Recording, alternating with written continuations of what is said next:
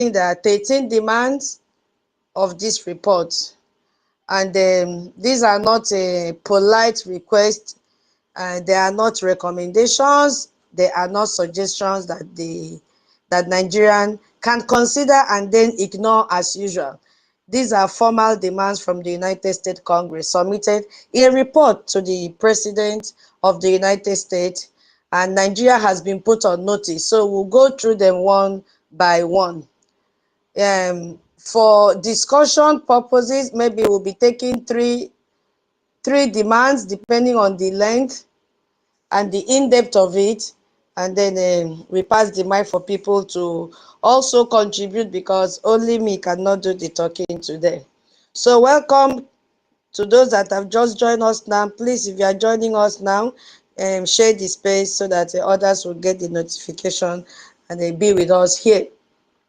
And the first report is that America and Nigeria signed a formal bilateral security agreement, a contract between two countries. And this contract is not a simple handshake. Oh yeah, Tinubu, come, let me shake your hand.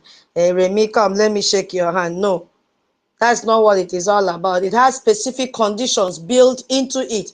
And Nigeria must continue to protect Christian communities. It must continue to dismantle jihadist network and expanding economic cooperation.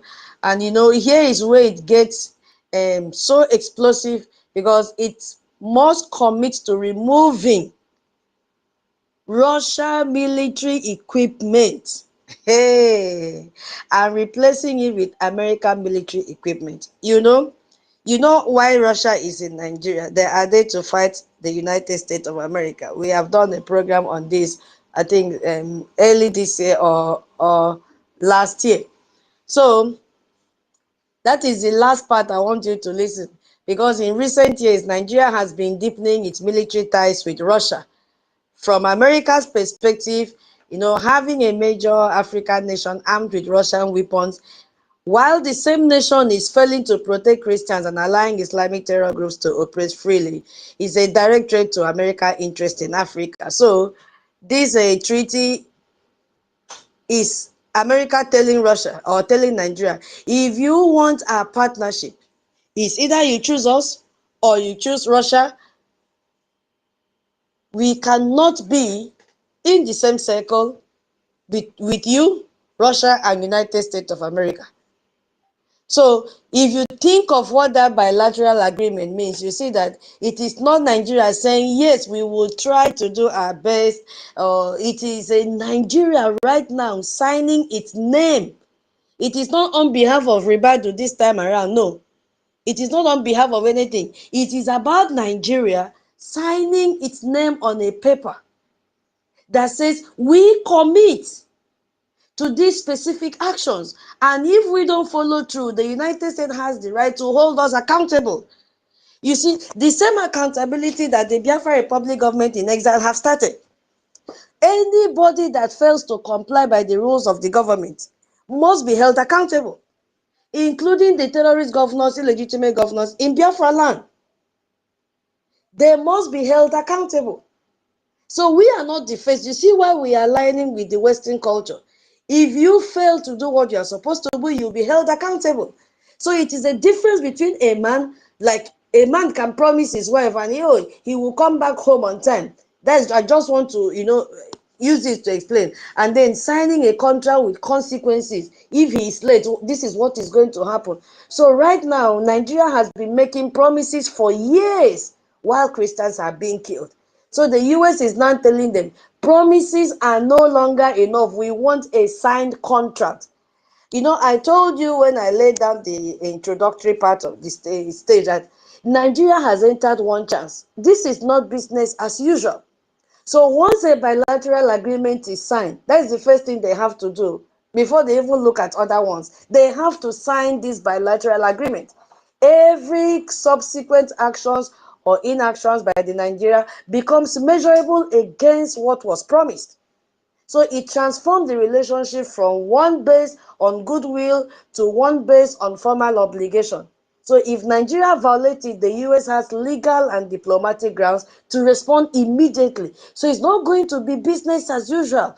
They have all Nigeria in its balls. They cannot miss this one. So they must sign this agreement, first of all. You see? Now, the second demand said, no more free money without proof of progress. You see? No more. This is not the one that they will go to Turkey and borrow money, and they are not accountable for that money. Or they will go and buy weapons, as Turkey sold weapons to them last month after signing their 9 agreement with Turkey. In United States of America, it's not like that. America will withhold categories of US foreign aid, all military assistance and funding, unless Nigeria can demonstrate not just progress, measurable. They have to measure. They have to measure the progress that they've made in protecting Christians in Nigeria. So Nigeria received huge amount of assistance from America every year. Over $700 million every year in various forms.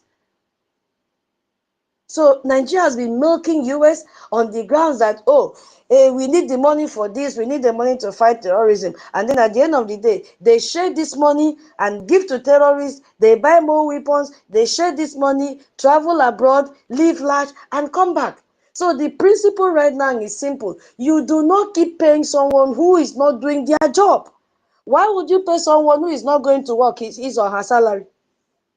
We need to see that you are working and then we'll pay you. So America has been funding Nigeria's security sector for years, but nothing to show. And Christians are still being killed at a rate of 100 per day. When the report came earlier, late last year, it was even 35 per day. But now, sum it together, it's more than 100 Christians being killed every day in Nigeria.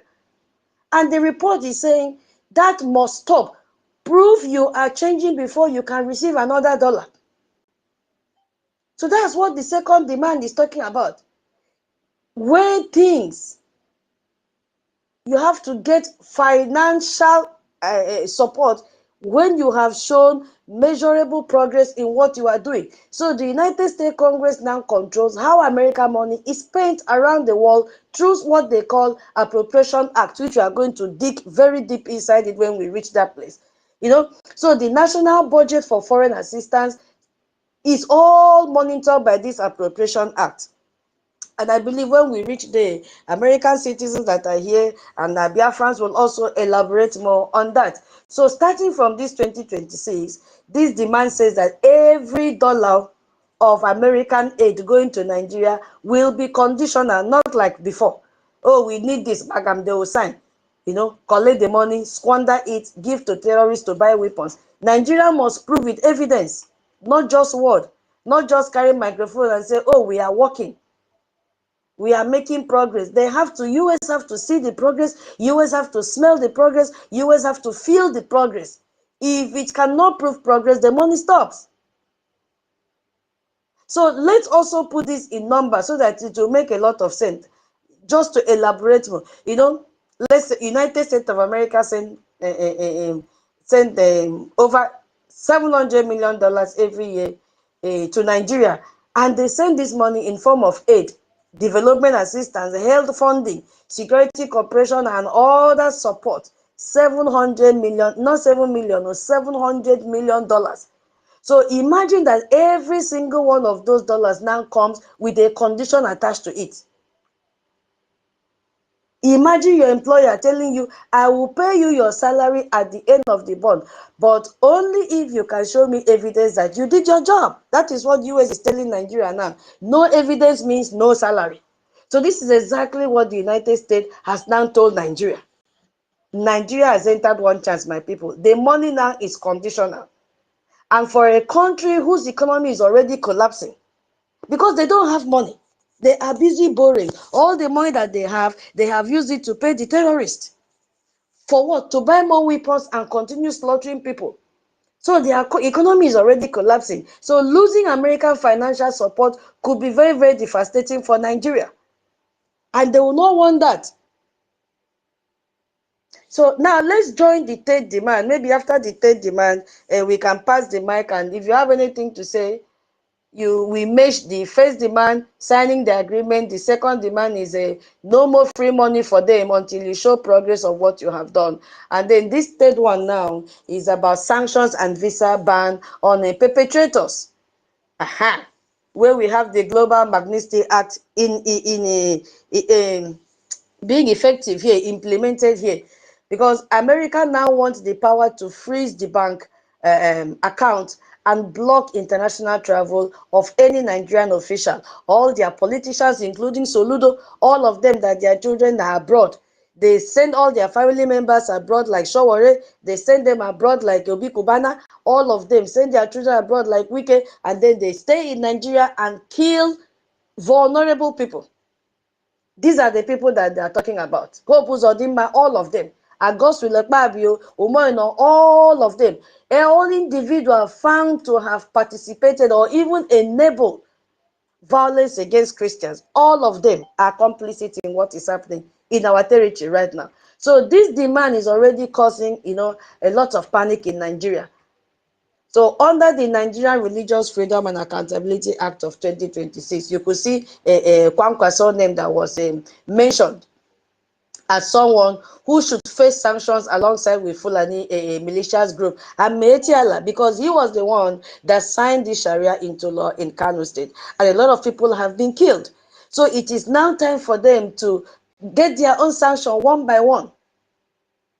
So the Global Magnitsky Act now has been implemented officially in Nigeria because it allows the US government to freeze this foreign assets, their money, their properties, their investment of anyone that has committed serious human rights violation. All of them that came together and they kidnapped Onyendu from Kenya.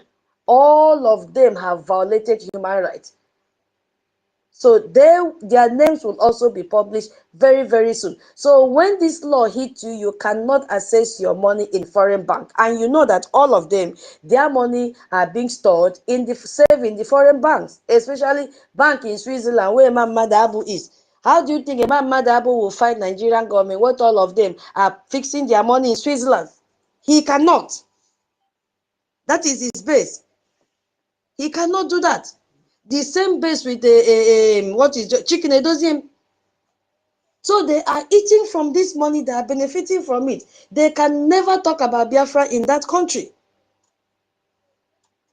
You see? So you cannot travel to America, you cannot do business with any American company. Many of the Nigerian most powerful governors, they are there.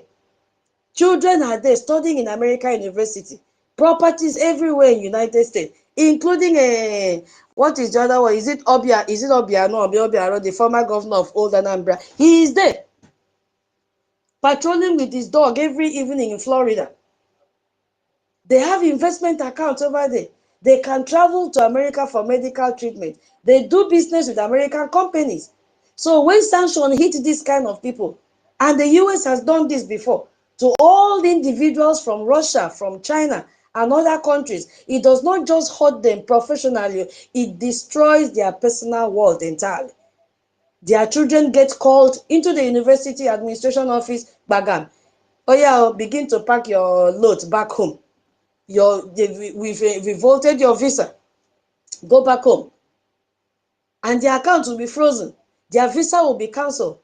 So this is why sanctions terrified the Nigerian elites in a way that they strongly kicked against it. And it is paining them till their bone marrow.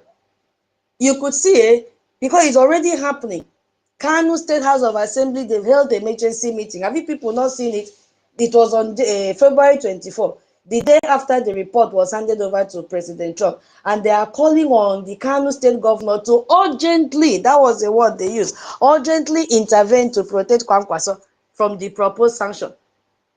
So just look at that. An entire state legislature held the emergency session because an American piece of paper named their person. That is the power this report already has right now as we speak, causing this panic here and there. And who is behind this report? The Biafra Republic government in exile had to open the eyes of the congresspersons before they came to realize what has been happening. So I don't know if anybody has anything to say under this heading. Please let us not mark put everything as a lump so that we don't lose focus. This is about sanction and visa ban on all these perpetrators, and then the other one was no more free money for them. They have to be accountable. They have to show reports of what they have done, even with the previous money that they've collected. And the first one was for them to sign agreement. You must sign that agreement first. And one of such conditions is to remove Russian military equipment and immediately replace it with American military equipment. Yeah, Minister Love Alokba Ekomdo, welcome, you have the mic. Hey, good morning. One more time. Ekomdo, ma. Good morning, dear friends. Tutors, I'm going to speak later, but right now I paid 20 ejema for today's space, but then I can't find your number at the what is it? On the platform. So if you can find mine, send me a message so I can forward the receipt to you. Oh It's already paid. Yes, oh I my already God. paid it. Okay, I will send hi now. I've already Yeah, I because sent it 2 hours ago. I'm sending it now. Did you get it? Check now. I I said was hi. looking for it on Telegram. No. Check in X. I've said hi now. Oh, Mm. okay. So you're not using Telegram. I am using. If you want that one, then I will connect it. I'm using the phone, so I cannot switch to there. Oh, okay. So when you finish, connect that Okay. so I can forward it to you. Okay, man. Thank you All so right. much. Thank God you. bless you. God bless you. I Thank you, really dear. appreciate. And then we have Thank our you. brother here that has also donated. Oh, brother Cyprian Guinea. God bless you. He has sent 2,000 AJ. God bless you. God bless you. God bless you. Thank you so much, my people. Yeah. Holland, you want to contribute to it? Yeah. You are very, very absolutely right on the point when you talks about the global magnetic art, which is going to is highly incorporated to what is on ground. When you talk about the CPC art, the effect of it is not hitting strictly on the corporate, but no, it's going to as well involve their so-called families and their loved ones. It's going to affect their so-called investment. It's going to affect whatever they can have as property within the territory and domain and control of US. Is going to affect a whole lot of things about them. No, you see, it cut across their free access, their businesses, their jurisdictions, bank, and you discover that no, is the visa ban has actually going to have a high effect to affect their family members. So it's going to restrict them from entering to US as far as their control can as well reach. Their financial life is going to experience a very high leprosy that no, you discover that no, the bank globally are going to have a look into that, and one would think twice before you begin to make friends. And so, and in as much US is mostly friend to well-developed country that reason alongside with their way of business and life. No, you discover that no, they will work hand in hands. So it's a very terrible target for them. And such people that are targeted are mainly going to be in two categories. In the human right abuses people, which Nigeria's leaders mostly fall under such a default of law. You could see we highly affected. So considering your house in US, it will be going down. That is very certain. In light of any other like them, extrajudicial killing that are being engaged in Nigeria, which were investigated and evidences were well portrayed before they presented everything to the sender, which is DJ Donatron himself. So the corruption act has actually ended because you discover that no the abuses of US, we are in problem, who are they, hey, Boko Haram, okay, yeah, okay, we'll give you people, see, we'll give you a weapon, we'll see how you people can go, don't worry, we'll handle them. Meanwhile, they were using such avenue to enrich themselves. That has come to an end. That corruption act has definitely come to an end. There is no way for them to have a measurement of that public fund that could have bring safety to the breach of security. I wonder why somebody used to be answering one Nigeria or calling one Nigeria, which brought me to the question of what Onyenyere asked when he was making a brief submission the other time. You know, I want to like narrate it to having a who is handicapped and he has a friend who is well to do it, and the friend now empowered you, expecting you to make a responsibility over your home. Now, only to discover that no, when you have that empowerment from your friend connection, you ends it up by lavishing, and the home is in pain. The home is lacking. In fact, the home is sick. In fact, the home is ravaged with death. Is now lacking related with what Nigeria is all about. And you will agree with me when God said in that holy scripture that woe to him that cannot care for his household. You know what that implies to be a father? When your boundary has been violated, when your boundary has been porous, then you can still open your mouth to call such a father your father. It's a shame to you if you should be calling Nigeria your country. It's a shame to you for you to still be naming yourself to call that country a shithole country, your place, a place that you are proud of, a place you want to renew the power of your devourer. It's a shame that no, you should be talking about the people that has killed your loved one, that has killed your friends, if even it has not gotten to you in person. It's a shame to you that no, your image is rubbish and rotten outside the world. It's a shame that even that pali, that passport, you cannot be bragging about it even out the world there. It's a shame that no, you have no limit or respect outside the world. Then you can tag yourself to say you are still going to renew or even standing out to be in Nigeria, a place that is being noticed as the most worst place to be. You want to say you are proud to be a place of shit, dirty place like this. I mean, if nothing is wrong with you, then will you need that no one can deliver you but yourself? And this has to come to Biafrans, to the lovers of them that are within the contraction, that are trapped and they love their freedom, to stand up for what BRGI has really brought on board is the city of all. And just as I rightly listened to what you said from that voice note that you played about BRGI PM Ogechukwu Nkere, who brought it on board for them to vote in the interest of BRGI.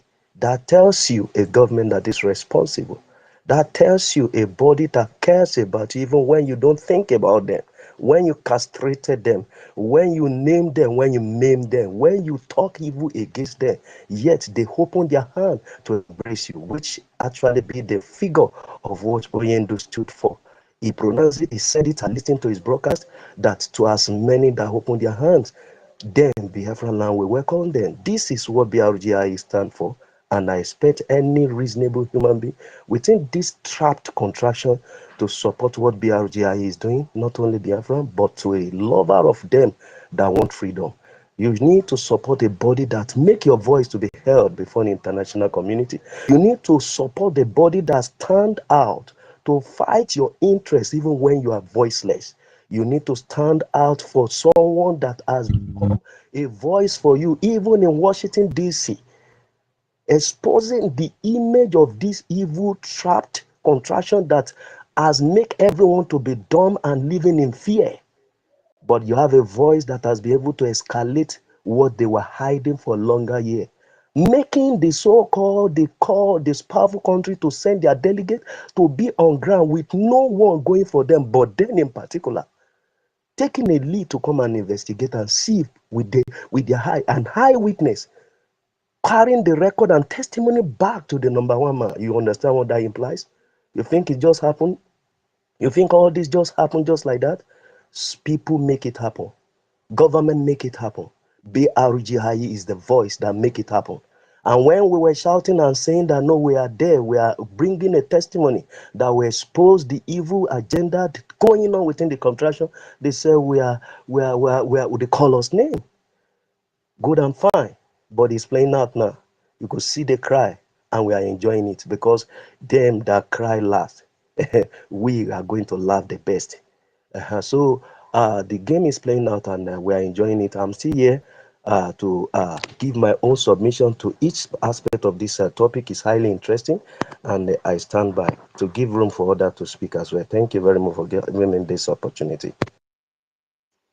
Thank you so much, Holland, for your submission. Biafrans, today is not the day that you'll be in the listening section and be listening and listening. And then when we end the space, you say, okay, glory to God, space has ended. You have a lot to contribute to this report. So we are in the fourth one, which says, remove Fulani militias from seized land and return displaced families. When I saw this one, I'm like, oh, God of mercy. Nigeria will not do any of this. If you look at all the demands that they have made, this one is the most human form. All the others involve politics, it involves law, it involves finance, it involves intelligence and diplomacy. But this one is directly about people, specifically about the millions of Christian families who have been driven from their homes, who have been driven from their villages and their farmland by these terrorist Fulanis, and they are currently living in a displacement camps. These are the people, because what's his name? Raleigh Moore met them one-on-one, so he could immediately relate their situation to this report. He met them, so it's not a fairy tale. He met them, he spoke, he felt them, he touched them, he cleaned their tears, he wiped them off. So he knows what he's talking about, and he said, oh my God, I want these people to go back home. This is not where they're supposed to be. Here, there is no hygiene, there is no water, no medical assistance, nothing, no food. Sanitation is poor. I want these people to go back home. But is that possible? The answer is no. The terrorist country can never. Instead, they are ready to split Nigeria. You see? So that is where these people lived. And this man saw it by his own self. So imagine you have a farm, you have your father farmed on it, your grandfather farmed on it, your family has lived on that land for 3, 4, 5, 10 generations to come. Your children even play on that land. Your parents are buried on it. So it's not just a land anymore. If you have all these events that happen in that land, it is not just a land. It has become your identity. It has become your history. It has become your livelihood.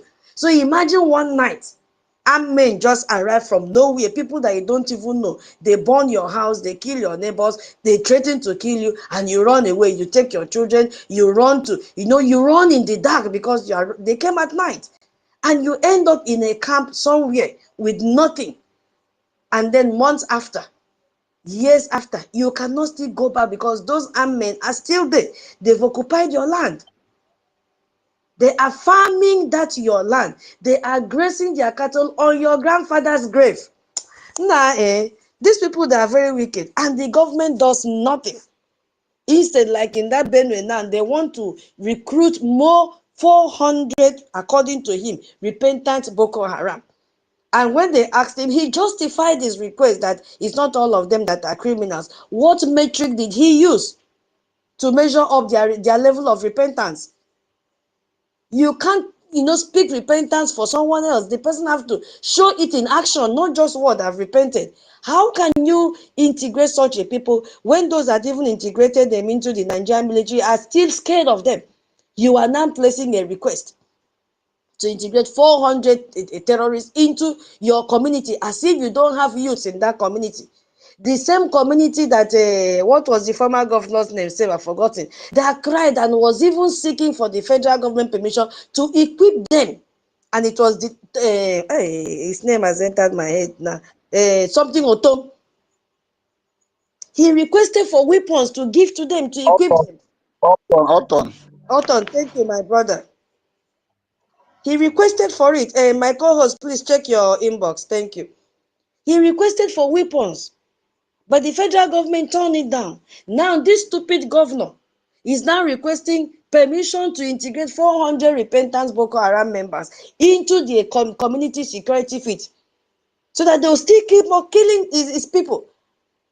So when all these things happen and they are bringing their cattle to work on your great-grandfather's grave, your great-grandmother's grave, the government is not doing anything. So this is the reality on ground now for an estimated 3 million displaced, internal displaced persons, Christians in Nigeria. And this demand is saying this is not acceptable. They must be allowed to go home. So when the US Congress now talk about internally displaced persons in the report, they are not talking about refugees who have crossed an international border. No, these are Nigerian citizens. On Nigerian soil, in your own country, you've become a refugee who have been ethnically cleansed from their own land by these terrorists. And the government cannot even do anything, and they are not even willing to protect them. They are busy campaigning, jumping from one political party to the other, busy crowding Remi the liar, the pastor without Bible, the pastor without a parish, the pastor who does not even know one Bible verse. They are busy crowding him with title, coronation here and there. The next one now will be to coronate a Sunday Igboho. That's what they are busy doing. Nobody cares about these people. So, and this congressional report has now made them visible to Washington, D.C. So the demand requires Nigeria to remove all these Fulani from these people's farmland that they have seized and create the condition for displaced families to voluntarily return home. But me and you know it can never happen. Even that American citizen that is building houses for them, didn't you see what the public relations officer came out to say? That he is lying, he's not building those number of houses. And the boy now is accusing him of embezzling the money that was meant for community houses. You see, these are the people that we are talking about, and they have to be held accountable. So it calls for the co-funding of humanitarian assistance, specifically through faith-based organization, which has been the most trusted channel of assistance to these Christian communities. So there's a beautiful economic logic inside this demand, if you really look at it, my people, because right now, Nigeria and the international community are spending so much amount of money on humanitarian aid, food, medicine, shelter for these people. But the bad thing is that more than 99% of these people have not received this aid. They have not received this aid. It has been channeled to fund terrorists. They have not. So the US Congress is saying the most efficient solution is not to keep funding indefinitely. It's not to keep funding aid indefinitely. The solution is to remove the militias from the stolen land, restore security, and let this family go back and farm again and have a living. So the solution to humanitarian crisis is not more aid, it is justice for the US citizen. But we know very well that this is not possible. So this demand also applies beyond the middle belt, because the pattern the Fulanis are doing in communities, displacing them, and the land seizure that they are expanding to our region as well. They are expanding to Old Imo State, Anambra, Ebonyi, Cross River, all they are expanding. So this particular one now, this particular demand now, extend to our region. They've taken over everywhere. Our people cannot go to farm. So this demand, if it is enforced, establish a principle that every Biafran farming community have to go back home and continue farming. In many communities affected by this displacement, there is no such thing as selling the family land. It belongs to the family in a way that goes beyond legal title. It belongs, in a spiritual and cultural sense to everyone who has ever lived and died on it. So when this Fulani sees that land and the government does nothing, they are committing a cultural and spiritual crime against the indigenous people and against the entire lineage, against the dead who are buried there as me and you, we are speaking now, and against the children who will never know their inheritance. So this is why the displacement families do not simply, start over somewhere else. It is not possible. They cannot start their life elsewhere. They have to go back home. This is why they wait year after year in miserable camps, because the land is not replaceable for them. They want to go back to their ancestral land. It is a home in the deepest sense of the word. They need to go back home. So that congressional report includes a specific sub-demand related to humanitarian assistance that is connected to this displacement crisis. Very important. The US Congress is not, they are not naive about the time scale of restoring displaced communities to their land. They understand that removing these militias and rebuilding destroyed villages, also making conditions safe for them to return takes time. So they have also demanded that while this process unfolds, these displaced communities receive proper humanitarian support, not just from international association, but from this faith-based organization. But I hope it will work, because nothing works in Nigeria. Nothing works. So this demand is not just about logistics. No, it's about moving these idiots from fields and moving them back, moving the indigents back into their houses. Let's pray it works, because this demand says, no, it was not unavoidable, it was a crime, and the land was seized by force. The perpetrators are still on that land, and the Nigerian government must now compel them to leave the land. That's what this law is saying. They have to do it. They have to protect their citizens. They have to restore their homes. They have to restore their land. They have to prosecute those who took it by violence. But we know that it can never work in Nigeria. So Nigeria has entered one chance. So 3 million people are waiting to go home. They are not waiting because, they have forgotten their land. They are not waiting because they have given up. No. They are waiting because they still believe. They still believe that one day justice will come. And today, we have seen it. For the first time in the modern history of this crisis, the most powerful legislative body in the world has officially said they are right to wait. The land belongs to them. The armed men must leave. It is not theirs. They took over their land by force, and the government must make it happen, or they face the consequence. So for every displaced family in the camp, in all throughout Nigeria, this is not just a political development. It is the first real light they have seen at the end of, a very long, dark tunnel. So for every Biafran family watching the Fulani taking over their land, moving closer to their land, it is a warning that the world is now watching. And the standard of what is acceptable has just changed. The United States does not accept this. The United States Congress has drawn a line. Christian communities have a right to their ancestral land. They have a right to their homes. They have a right to their own safety. They have to be saved. So if Nigerian terrorist country refuse to do this, they will be held accountable, because there are consequences. And we pray that they should not do it. And then if we look at the fifth one, hey, this is what is causing heat in the social media. Repeal Sharia law and anti-blaspheming laws. Repeal it.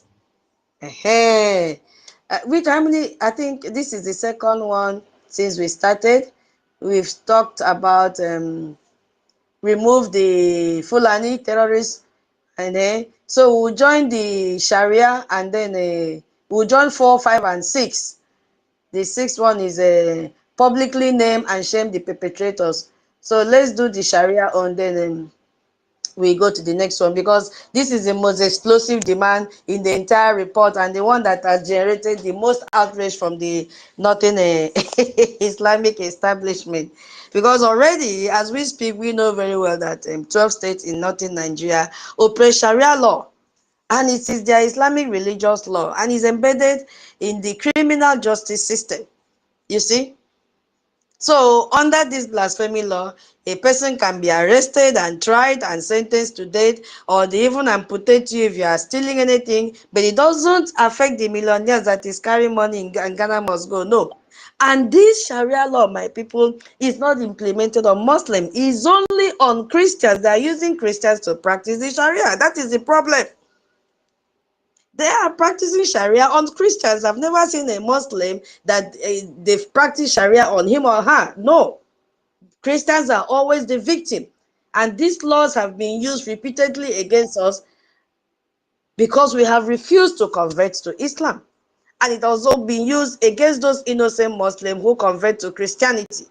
So the report demands that Nigeria repeal this law nationwide. And they integrated this law in 1999 constitution without the consent of anyone. They smuggled this law into their constitution. And they started implementing it. Our illegitimate senators, they were all day listening, thinking it doesn't concern me.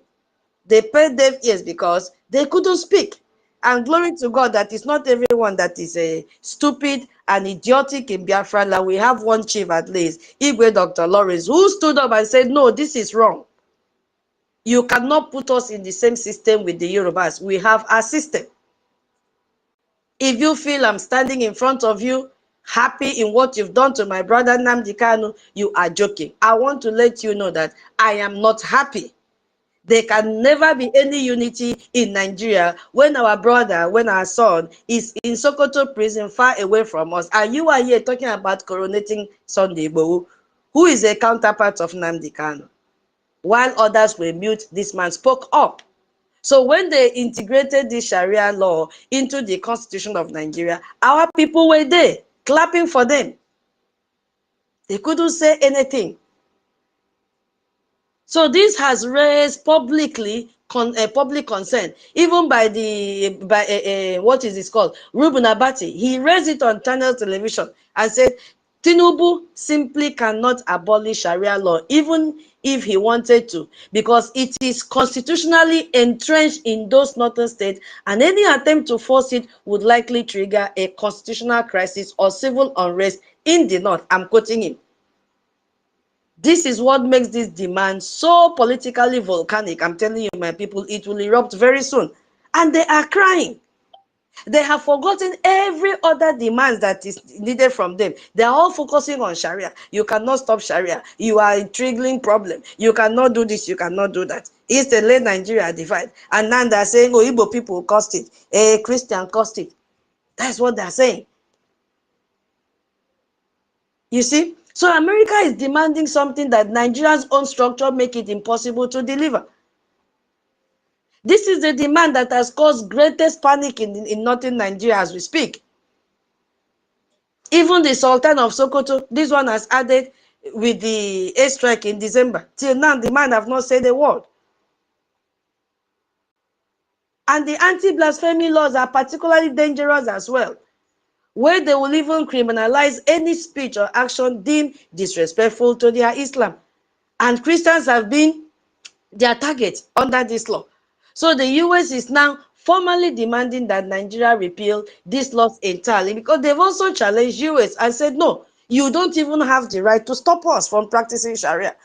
So imagine you live in a country where there are two different legal systems.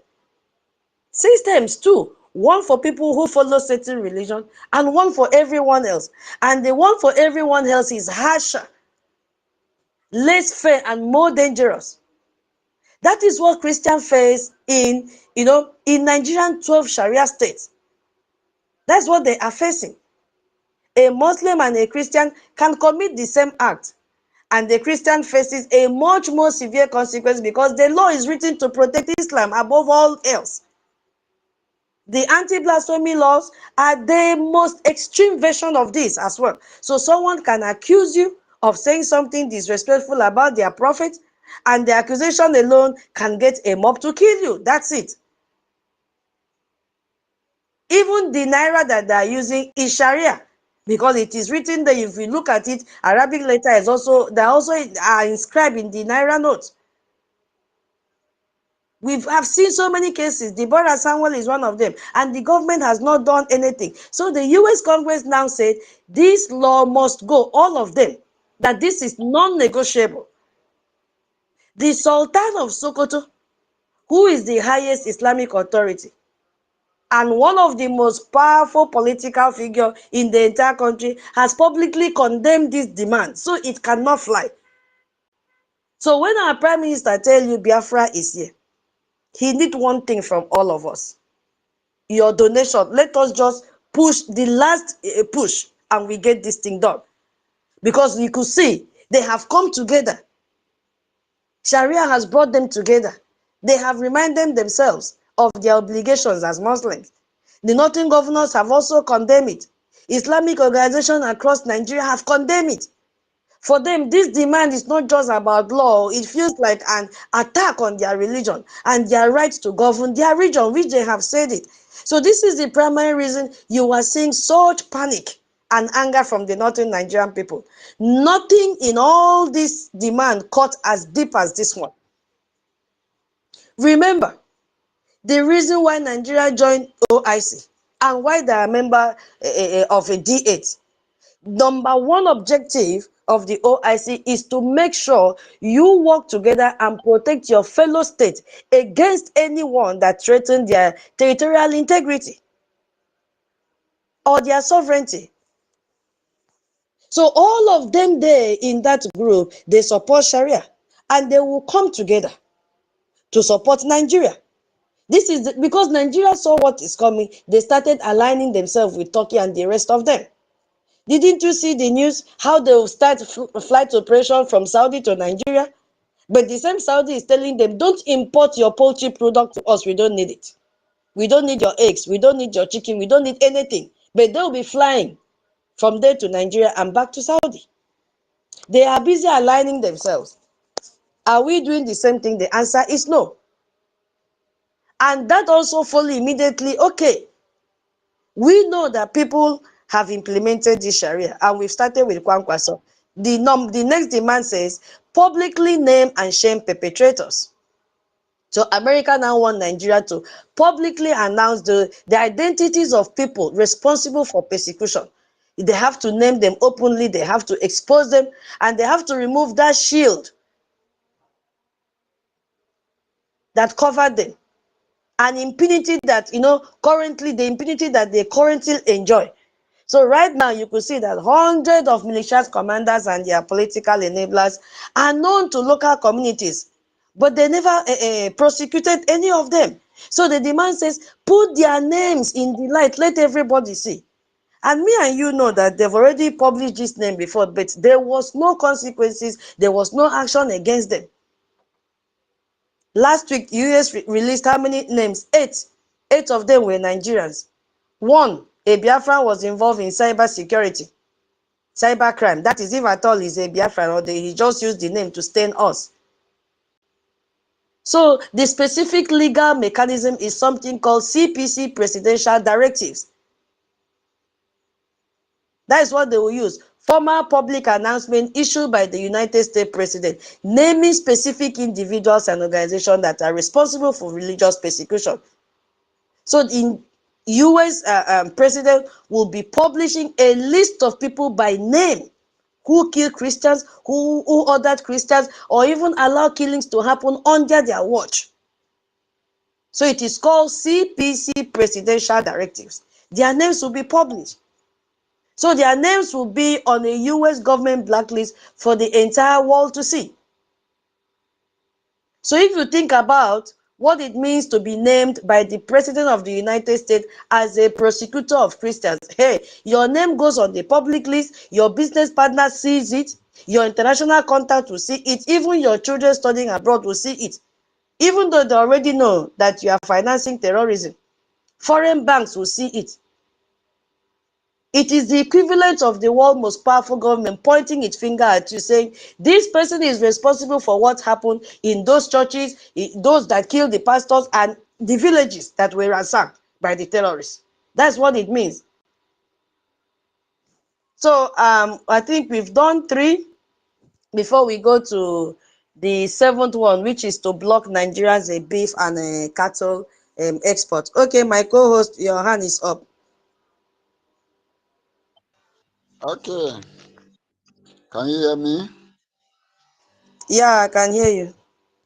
Okay, thank you very much. Dear friends, pick up the mic, pick up the mic. There is a lot of interesting topic here. And in this kind of topic where we are nailing Nigeria, this is where we need everyone to pick up the mic. Come and nail Nigeria on their head. I don't know why many of us choose to be on listening session. Please pick up the mic. Let us tell the world how dangerous and how wicked Nigeria is. Yeah, reading of all the demand from America. Wow, America, their demand is too powerful. And I am not seeing anyone that Nigeria is going to be meeting. I am not seeing any one of them. Asking Nigeria terrorist government to release the people who are in IDP camp to go back to their home. Wow, wow, wow, wow. Am I seeing it happening? The answer is no.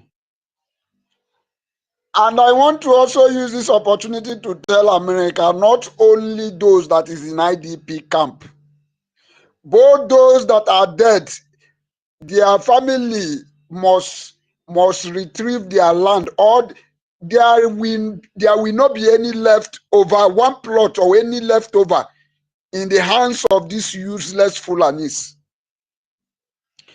That is what I want to contribute there. Now I am seeing Northern, these people, Northern useless, Northern making announcement that that abolishing Sharia is no for them, that it cannot happen.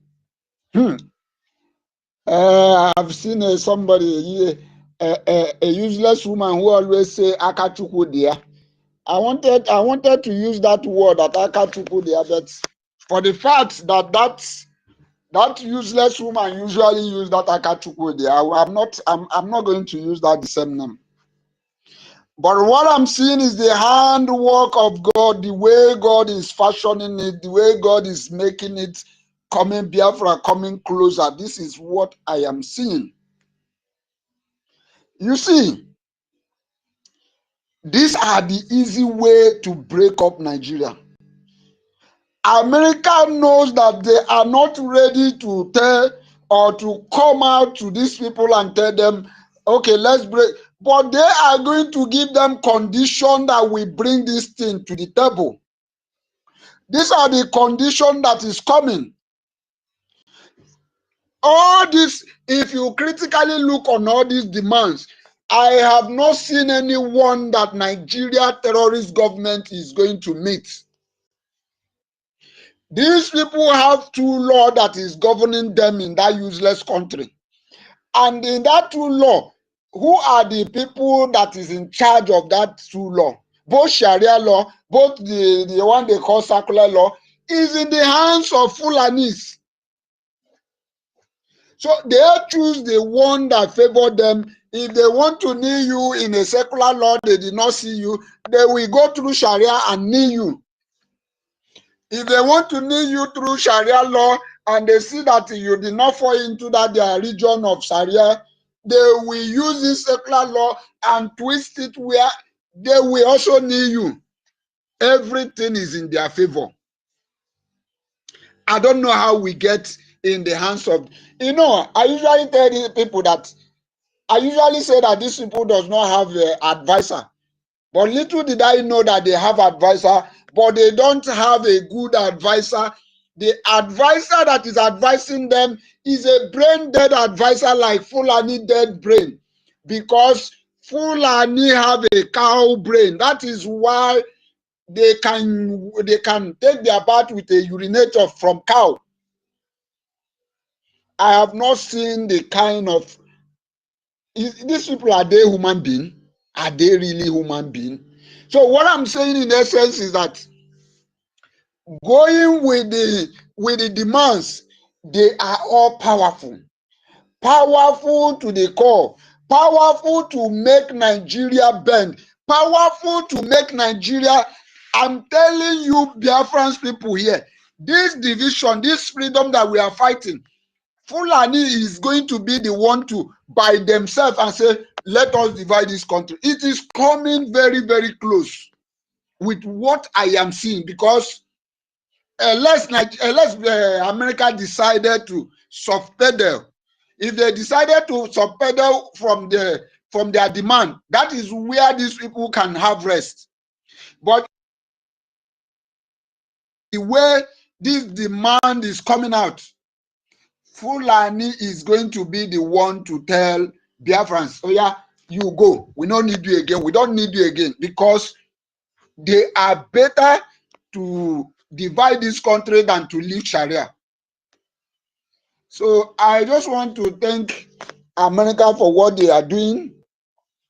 And I want to use this opportunity to call to all Biafrans, especially those that are hanging on that fence. I don't know why that fence is refusing to collapse. If you are a Biafra, maybe it was the grace of God that is still hanging you up on that fence. Because if that fence suddenly collapse, you may not survive it. For those of you who say that BRGI is not doing anything, NKERE is not doing anything, it's only carrying back, have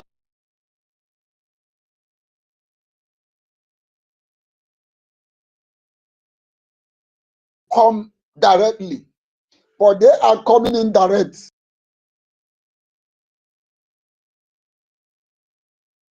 You guys is that some of Biafra, not all Biafrans, some of the problem you have is you are a doubting Thomases, and some of you hatred is what is your problem.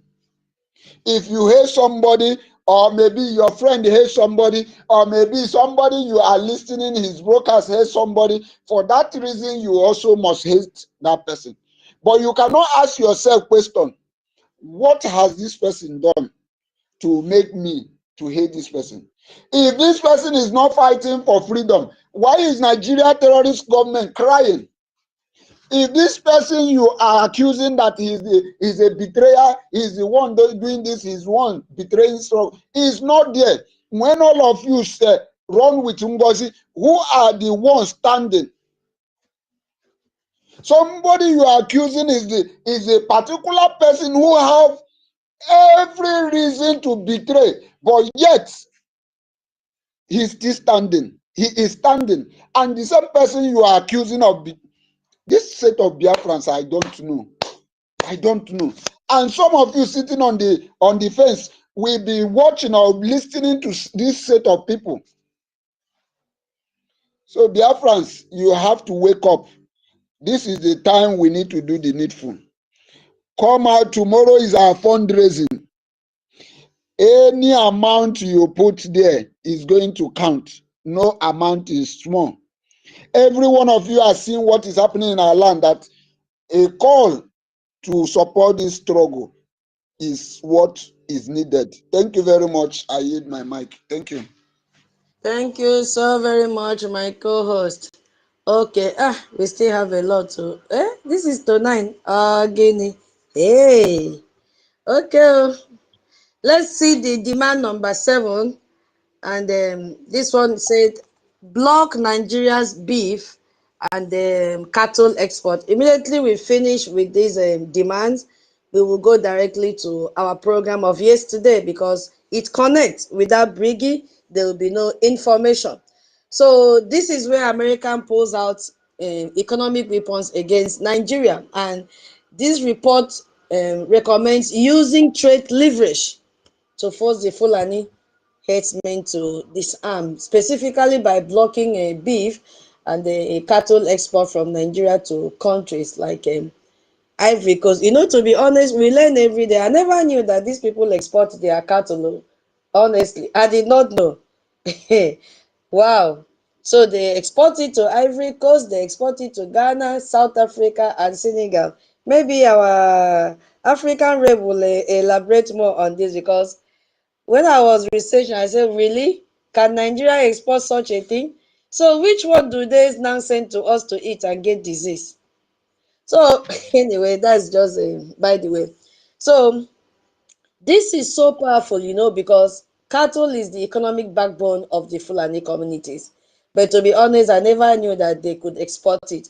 And their entire wealth or their identity, no wonder they can kill you if you kill one cow. Okay. And their livelihood is built around cattle. Now I understand. All right.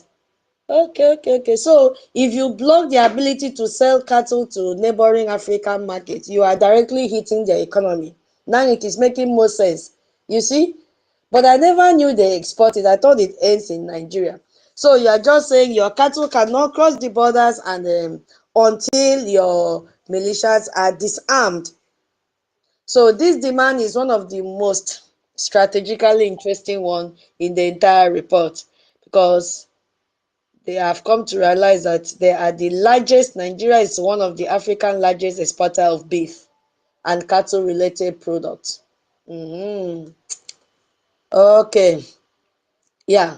So, and the logic behind this demand, it is very, very simple, because these Fulani carry out attack on Christian villages, and most of these terrorist members and their communities, they profit from this cattle trade. So their cows will go to neighboring countries like that, Ivory Coast and Ghana, and then the money comes back to them, and they use that money to buy weapons.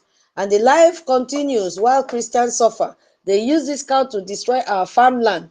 So the US is now saying, we are going to use economic pressure. They've, clipped Nigeria from all angles. We are going to use economic pressure to force the community to deal with its own militias. That's what we are going to do. So if the cattle cannot be sold, the money stops.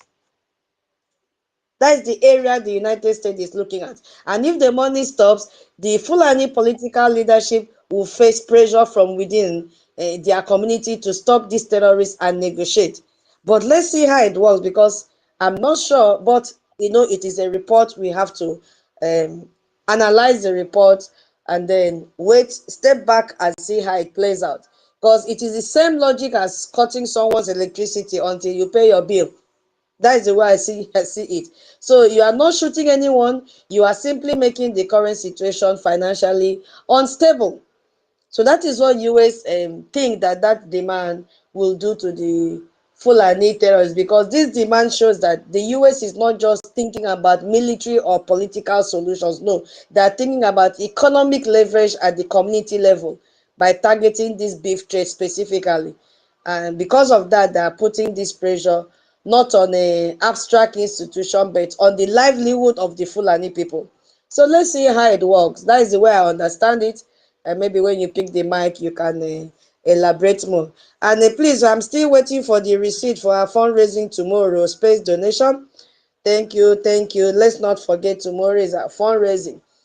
Now, demand number 8 says, increase US diplomatic presence inside Nigeria. Increase. If they were 5 before, now they'll be 30.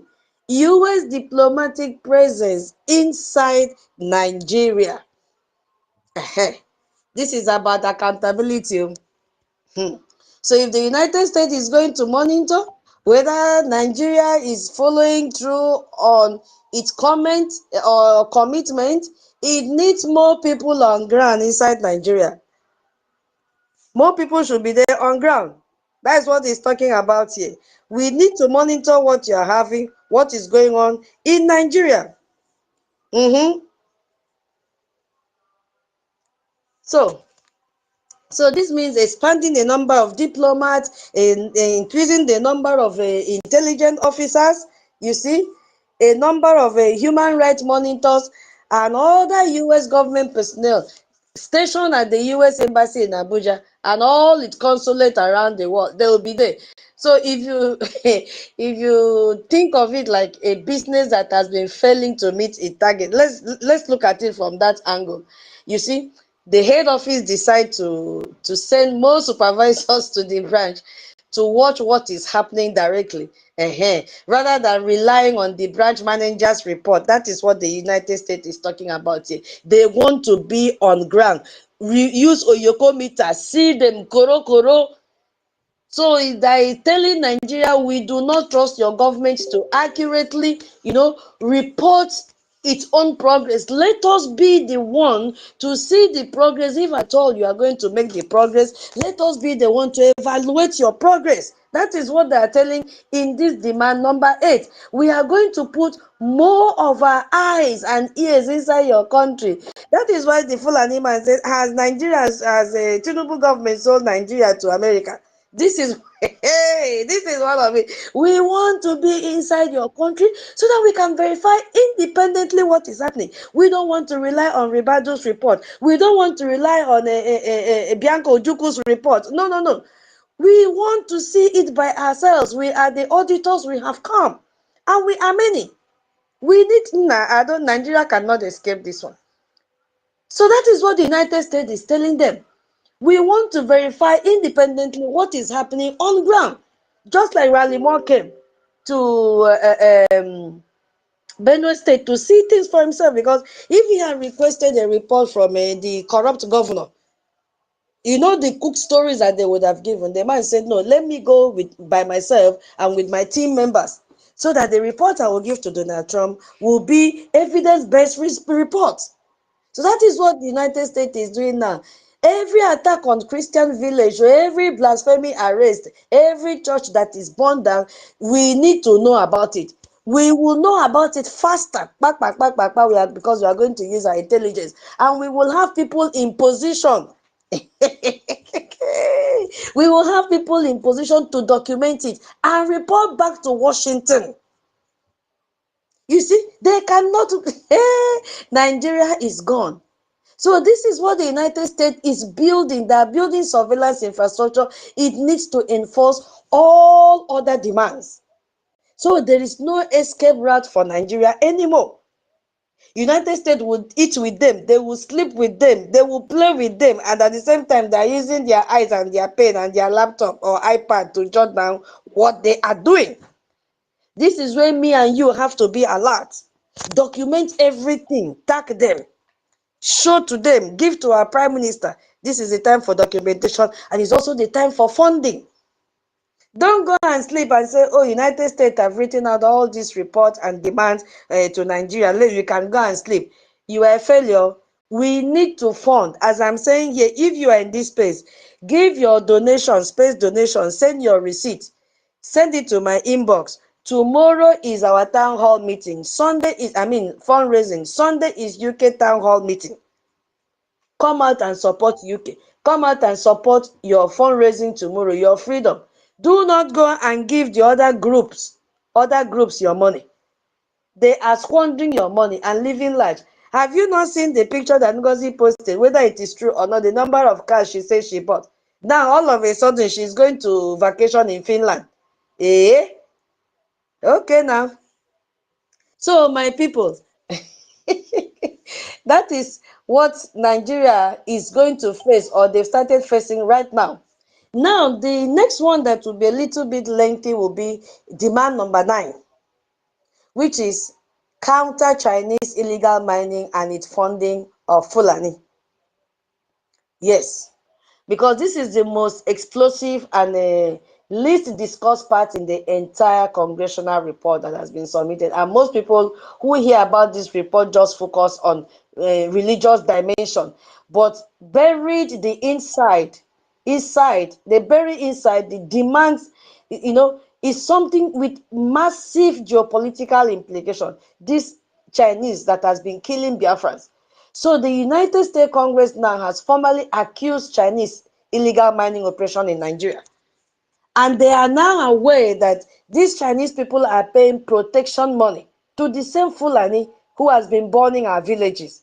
So this is not a social media allegation. This is not Nigerian or government or Nigerians themselves accusing Chinese. This is the United States of America accusing Chinese of funding terrorism in Nigeria.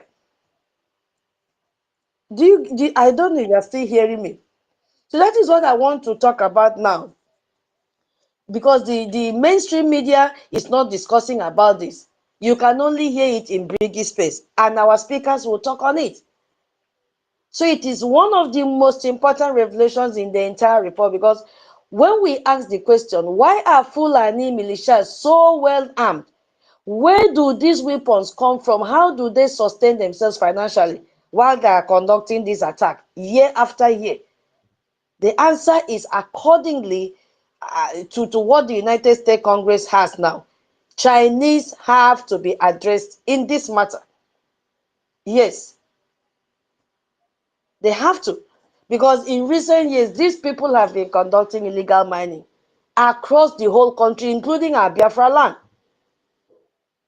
And they have a name, Ghana and Nigeria Galamsey. That is the name that they've given for the illegal mining.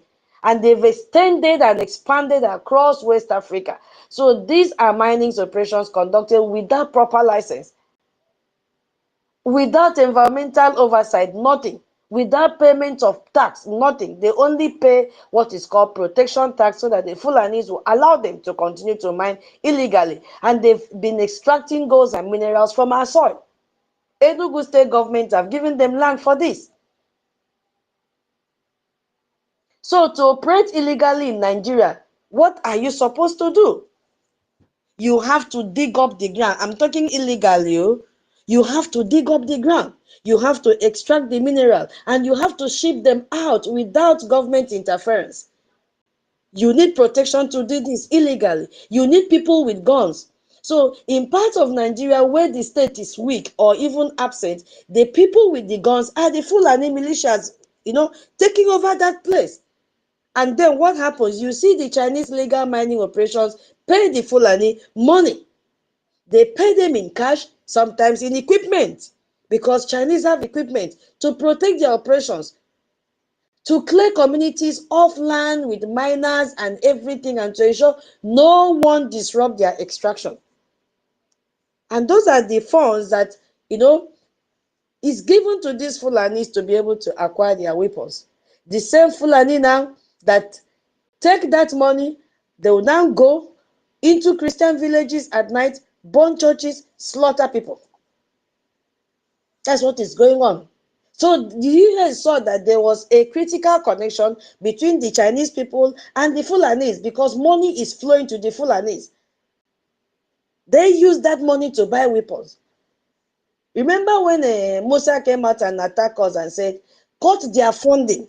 That is what the United States is doing to Nigeria terrorists now. Everywhere that fund is flowing through, the United States of America now is cutting it off.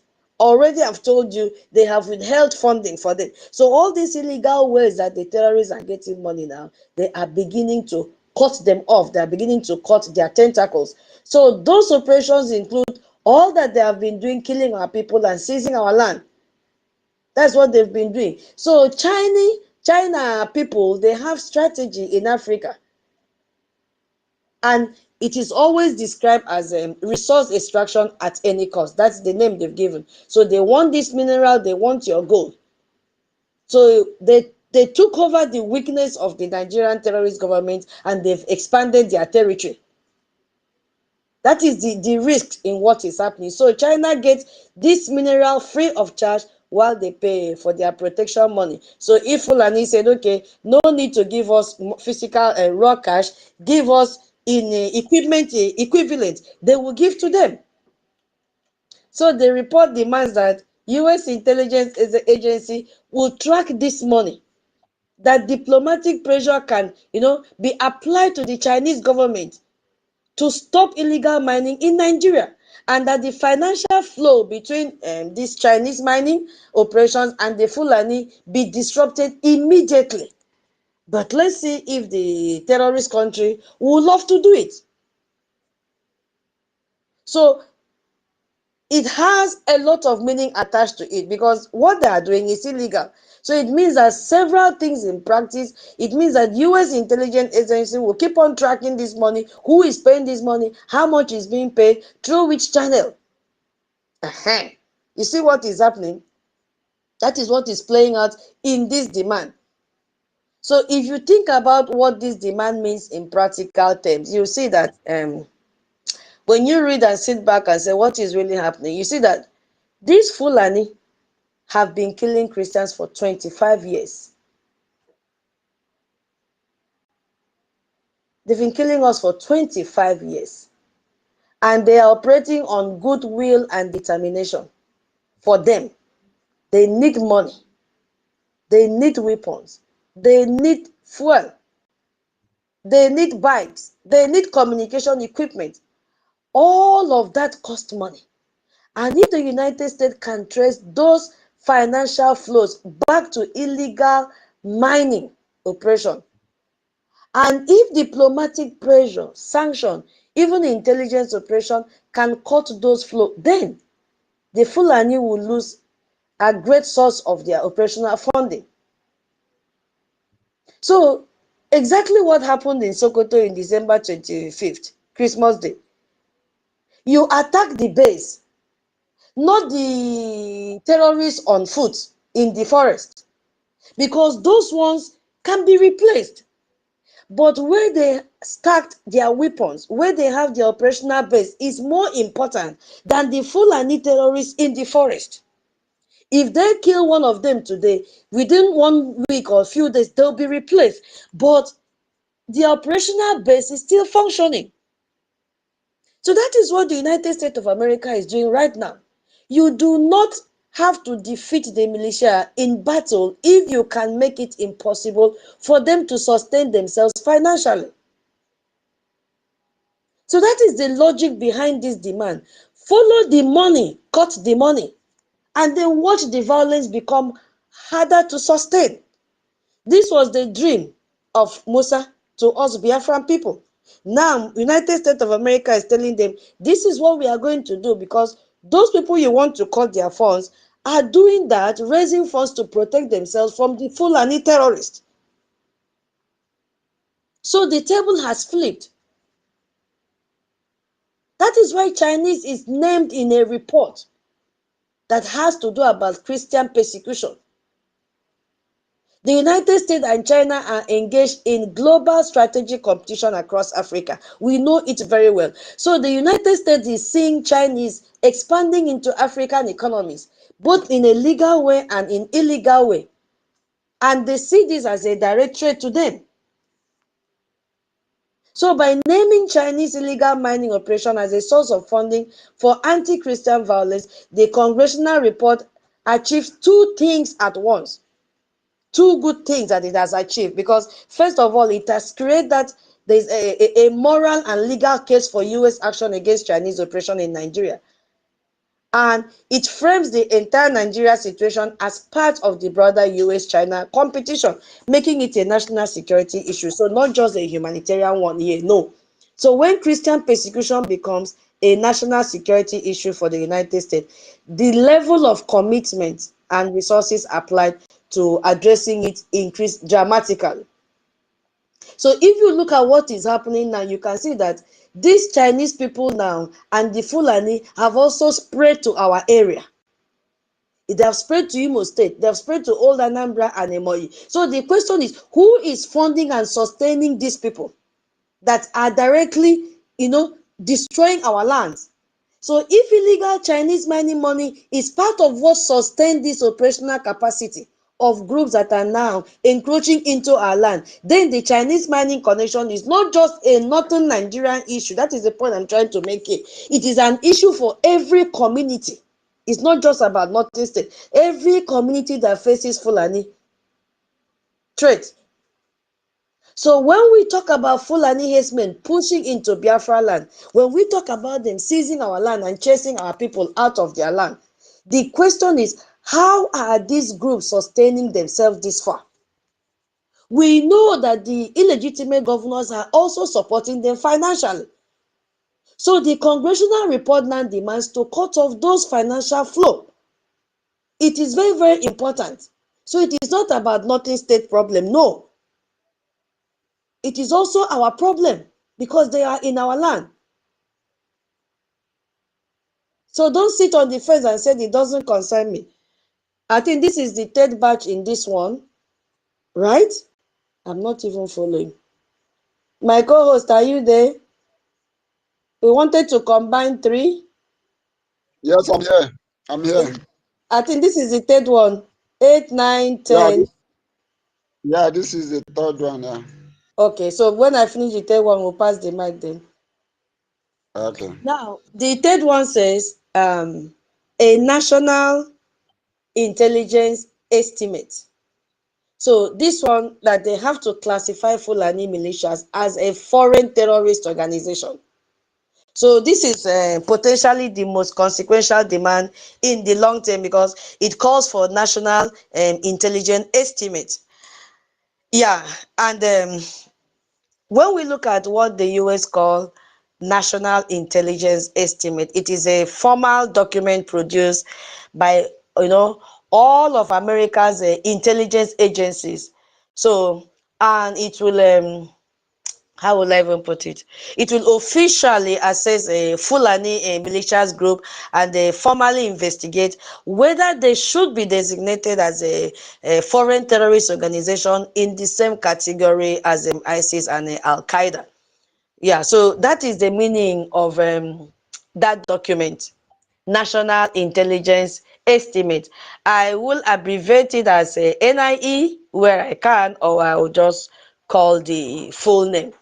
So, as I said, it is a formal document produced by American intelligence community. In that case, you have the CIA, you have the FBI, you have the national security agencies. So that officially assess a threat. So the report demands that these American intelligence agencies formally investigate, should we classify these people as a foreign terrorist organization? So, and the United States has 18, 18 separate, hey, Nigeria cannot come out of this. Nigeria cannot escape what is coming. It is not possible. I can't see them escape this one. Imagine 18 separate intelligence agencies focusing on Nigeria, because most people have heard of CIA, which is the Central Intelligence Agency, and some have heard of NSA, the National Security Agency, which handles electronic surveillance and communication intelligence. But there are 16 others. 16 others, including the Defense Intelligence Agency, the State Department Bureau of Intelligence and Research. Those that are in the US, they will elaborate more on this. And the Treasury Department Intelligence Office, the intelligence unit within the FBI, there are so many. All together, 18 of them. So imagine these 18 agencies form what is called intelligence community. So when Nigerian terrorist government lie with their lobbying firm that there is no genocide, and Remy, they do not know that 18 intelligence agencies have already surveyed all their secret activities, including phone calls, including tracing their fund transfer and all that. They are busy lying. Imagine 8 intelligence agencies watching Nigeria. Tell me, where would they run to? Having 18 of the world's best detectives on you. Hey, this one sweet me pass. And each one of them specializes in something different. One is an expert in financial crime. One is an expert in satellite imagery. One is an expert in intercepting phone calls and emails. And one, specialized in human intelligence, recruiting informants, running agents, inside the organization. You do remember the last one that they said they should allow US personnel to be in their government and observe what they are doing. They want first-hand information. They don't want you to give them third-hand information. No, they want to be part of it. Let them see for themselves what is going on, how many churches are burnt down and all that. Now, this one now is saying, all of us, the 18, a whole community of national intelligence will be focusing on Nigeria. Each of them, they are expatriates in different fields. So now imagine that instead of working on different cases separately, all the 18 of them are assigned to one single investigation. Told to share something, everything they know, and required to produce a single unified report with their combined conclusion. So Nigeria cannot escape what is coming. So this is what a national intelligence estimate is. It is the full power of the entire American intelligence apparatus focused on one specific question. And the question being asked here is, what exactly are the Fulani militias network in Nigeria? How do they operate? Who fund them?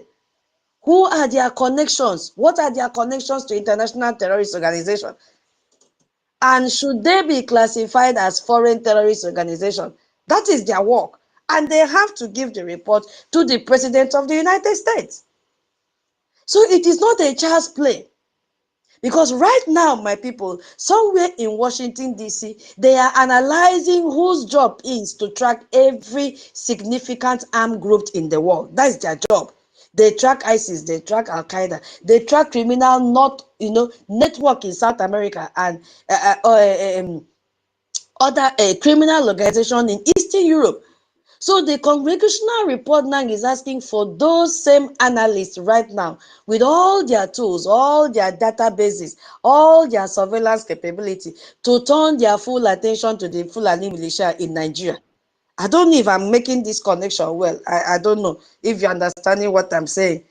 Or I hope you are still hearing me. So when the full weight of this American intelligence now is turned to an organization, that organization does not stay secret for long. Mbano. Its leadership is identified, its funding sources are mapped out, its communication network are penetrated. They know everything about them. So the Fulani militia network now, which have operated for 25 years with almost complete impunity inside Nigeria, will suddenly find themselves under the most sophisticated surveillance system on earth. So when they say, oh yeah, they are gathering the Shebi, you say we should share intelligence with you. Okay, the US have already released 200 troops down ground. Okay, this is the intelligence we have. We have noticed that the terrorists are grouping there, getting ready to attack. We've intercepted their calls. Oh yeah, we have shared intelligence. Go and attack. And they dodge from attacking. The US have to take action. Yes, that's what's going to happen. Because why? They have to sign this agreement. You see, they have to sign. So that report now is specifically asking this NIE to examine this group, to know everything about them, to survey them, and share the intelligence to intercept their calls. And once they designate them as a foreign terrorist organization, their name is sorry.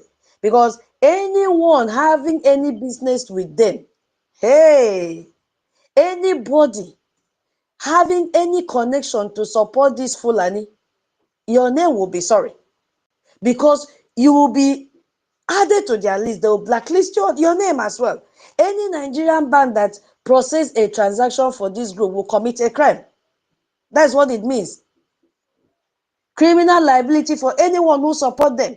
Once they designate them, yes, that they should be designated as federal what? Foreign terrorist organization.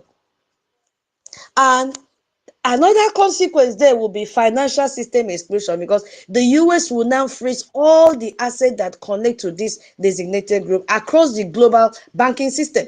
Even the bank in Europe or the bank in Asia, anyone that is doing business with the American bank will be forced to terminate any account or transaction that is connected to this group and their members, anyone funding them. And they also have visa restriction as well. So anyone who is a member of this group, when it is designated, who has provided material support to any of them, will be banned from entering the United States of America. And don't only say United States, because United States of America don't work alone. They have other countries working with them. So what is applicable by them, and it means criminal to United States, it will also be the same with other allies. That's how they work. So don't say, me, I'm only going to UK. No, it will catch you in UK. There will be legal pressure on the Nigerian government once these people are designated as FTO, Foreign Terrorist Organization. Nigerian failure to pursue and dismantle them becomes not just a domestic governance failure, but a potential violation of international counter-terrorism obligation. That's what is going to play out. So once they are designated, it changes every single one of the conditions under which this Fulani currently operate right now. Because the foreign terrorist organization designation does not end the violence overnight. We have to take note. But it will create that legal and financial infrastructure to systematically dismantle these terrorists and stop them from carrying out their attack gradually. You could see that for decades, we Biafrans and the whole entire Biafran community has been calling on the international community to recognize the systematic, organized nature of this violence against us. And the response has always been to frame it as farmers' headers conflict, until Biafra Republic government in exile woke up and said, no, this is exactly what is playing out. They are killing Biafrans. Don't believe what the Nigerian terrorists is doing, because they are the ones funding these terrorists to come and kill us. You see? So that is what has been happening. If you are sitting on the fence without funding your freedom, without supporting your government, I don't know how long. Maybe the fence will collapse very soon. Because Nigeria cannot escape what is coming. So with match 3, I will yield my mic now. Is remaining 3 before we go to the event of yesterday. Yeah, Holland, your mic is on. Oh, sorry, your hand is up, Holland. Hey, Mama Tuto. I dare the laugh, sis. You know, there is this song that just begin to create interpretation in my heart. It might not really sound like how you want to hear it, but looking the lyrics, don't look it. But just taking the words is what the way I compose is where you should look into. See, they say the bomb away he threw no joro. Report to land, they say that thing no joro. This ojoro, this ojoro, this ojoro, BRUGIC in the sweet. See, let me tell you something. If there is anything that need to enter your head as a Biafran, irrespective of any group you want to be, is this very moment that Onyendu long for. He thirsted for it. Simon Ekpa thirsted for it. And the D group has done it well to make a showcase of what we expect to be on board.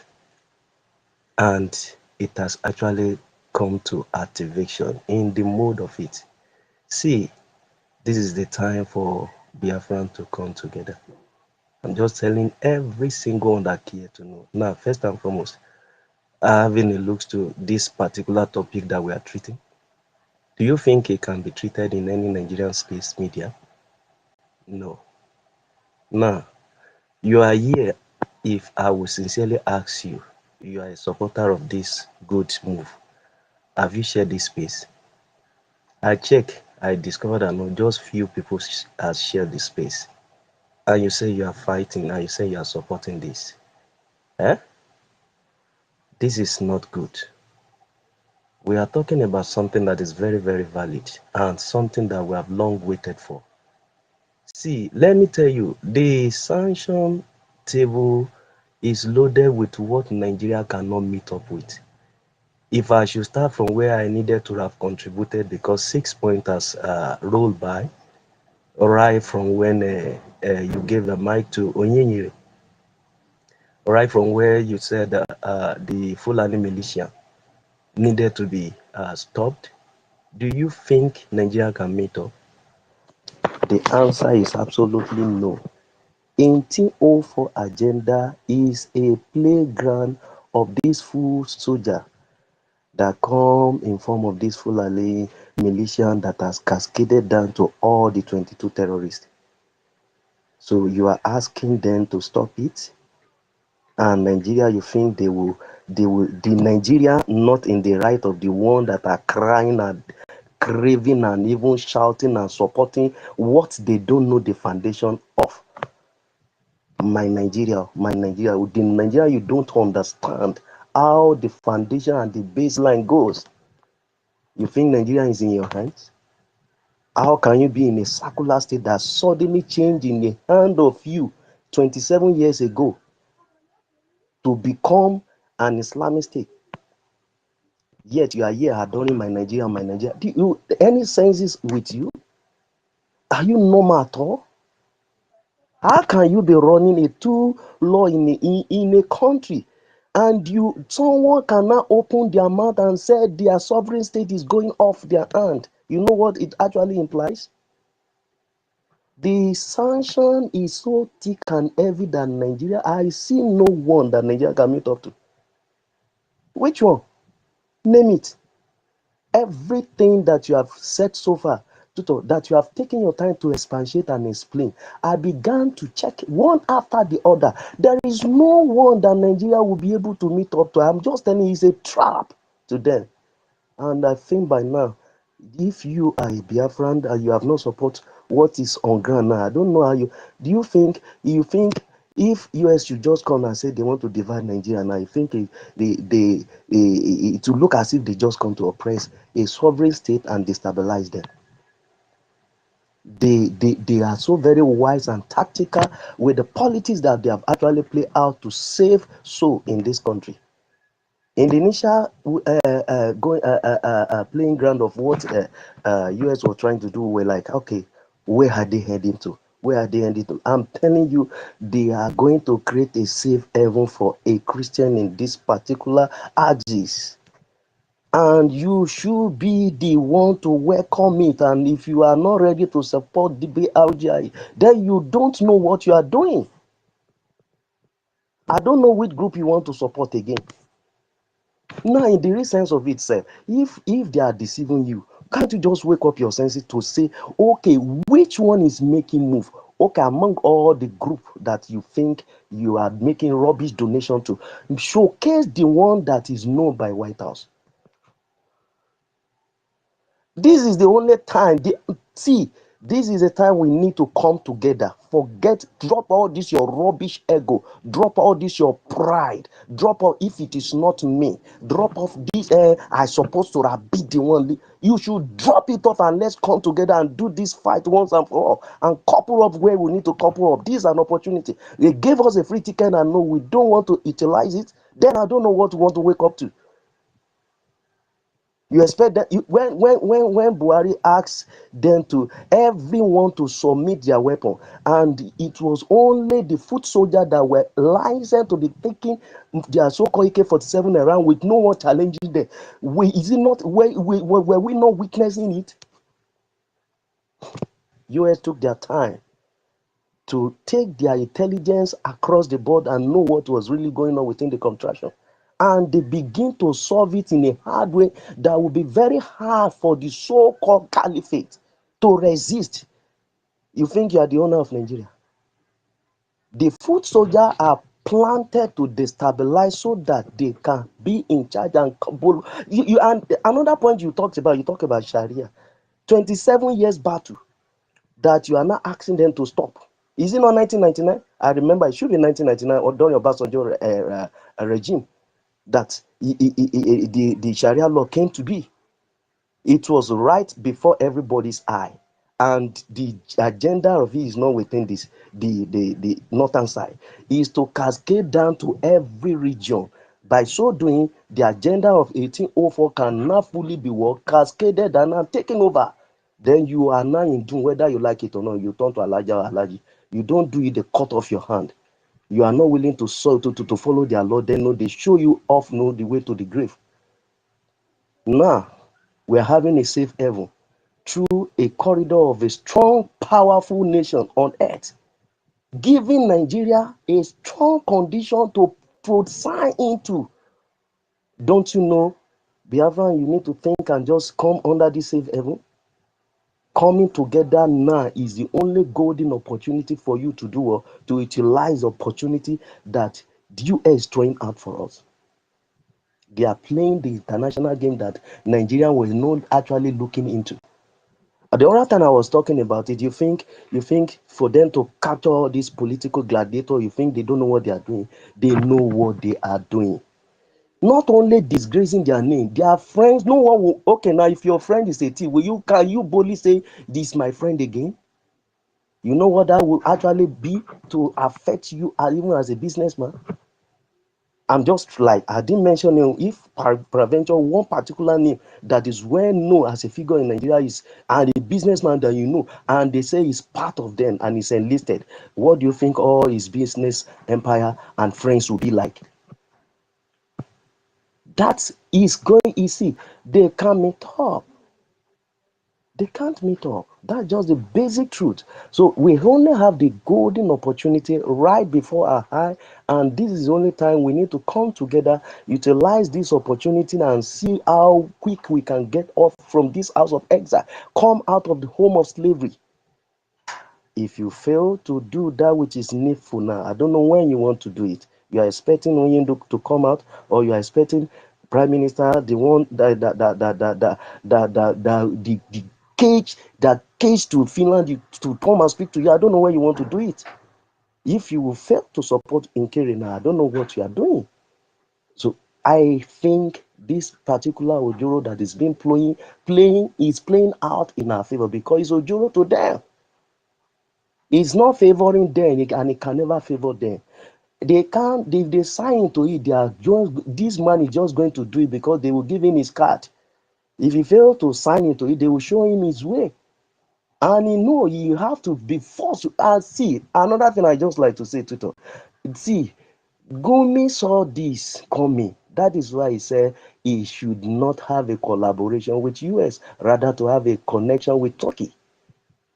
Now, the attention of US gaining, and you think the US is stupid? Among all nations on the earth, which one of them invests billions of dollars to Nigeria like US? But you can see in the light of China that can come and do, come and take off your resources without looking for your way of being secure, your life being protected. The only nation that come to stand out for your life, irrespective of whether you are a Christian or you are a Muslim, their concern is that you are human, being created by God, and their concern is that you need to live. And if they can come out to say they want to fight for you, then what are you waiting for? Even I'm not talking to even the so-called we that we are craving for this freedom. How about you that look for a way of survival? Why can't you just put hands together and let's do this fight and get a shithole out of this mess? This is the only time we need to support what is on board, what is on ground, what has been brought on table before our very eye, and see how we can push and push and push and get out. They are weakening the system of all these political gladiator and all them that even you don't even think they are the sponsor of all this mess. Now they are exposing them and they want to expose them more. That is why they are throwing out all their intelligent network within us now. This one is not going to be saying then say again. Very soon now, Bianca will run down to say, yeah, begin to talk up and down. That is not going to happen because their very eye will be on ground. You think the Amala Iwedu that they were trying to serve them, you think it will stop them? This particular government of Trump is the best we can ever think of, and we should look into how we can ravage around it and take opportunity of what our freedom can really mean to us. I think you need to just wake up. I think we need to do the needful. It is wise of you to support the one that is doing the right thing. This is a time for you to just come on board and put that which your effort can do in times of your finances. We never ask of you to come on board by physical, but you can do something. We can see one of our sisters that is doing the needful in the Israel. How about you in any of your field? What can you do? What we can do best is what we are find ourselves doing. Everyone is playing their part, and your part can really be positive when you have that right motive. Drop your ego. Should throw away your pride and see how far we will quickly get our freedom. Thank you very much. Thank you so much, Holland, for your submission. God bless you for that. I don't know. Biafra Free Energy Tech, thank you so much for your donation of 5 Ejemma. Thank you. God bless you. To be announced tomorrow. Please, Holland said only few people have shared the space. I don't know. Sharing of space is free. And we need our funding. Please, whatever you can support us with. Our website remains www.biafrarepublicgovernment.org. The government is spelled in full. Submit, give your donation for space donation. Please, we need donation. Yeah, I've not really seen anybody that is giving submission that aligns with the demands. It's not Sister, really your submission should align, contribute something to what I've said. Yeah, because don't make it generic, so that others can also learn. What do you have to say? We have talked on the last three, designating them as a foreign terrorist organization, intelligence sharing. Yeah, Biafrans need to learn. Even me, I also want to learn. It should be more of interactive space. Do you have any experience in this? We should begin to chip in things. Don't only leave it for me to talk and hold and we are many here. Or if you don't like it like that, I'll just end the space. That's it. Because you are not, except you are not free to talk, but the comment section is there. So don't leave it for me, Onyenye, my co-host, and Holland to do the talking. Nweze, yeah, my co-host. Nweze, please hold on. something I just want to say is this regarding about sharing of the space. I think there is people they are sharing is not showing on the comment section. I think where you people are watching is on the comment section, because I don't share through comment section. I share through post, and when I share through post, it don't count on comment section. So let us check all these things very well, because I don't see why we will have this kind number of people and our sharing will not increase. What I'm suggesting, maybe some are sharing through post and is not recording towards the comment section, towards the reposting. Understand? That is just my observation I want to drop. Thank you very much. Yeah, it's okay. Wherever they are sharing is okay. But let people not just stay and be listening and listening. Only 3 people have been talking in this space since. Before we go to the next session, we still have more things to talk about. And Weze, you have the mic. Please go ahead. Yeah, thank you very much, Honorable Tutors. I greet everybody here on the space. I thank every one of you, all the honorable members. I respect you all. Thank you for giving me this greatest weapon called mic. Please, if I'm not coming out, please notify me or take me down and bring me up again. Thank you, but don't throw me away. Thank you very much. So, dear friends, I appreciate every one of us and then our efforts, and those who have been able to pick up this weapon, which our Supreme Leader used to open our brains, to open our eyes, and to inform us of the dangers ahead of us, which many of us heard his voice, and we see that he has our interest, because we see that the world is all about interest and those who you share your interest with. And when many of us heard him, we share his interest. And many of us supported him and stand with him and are still standing with him till today.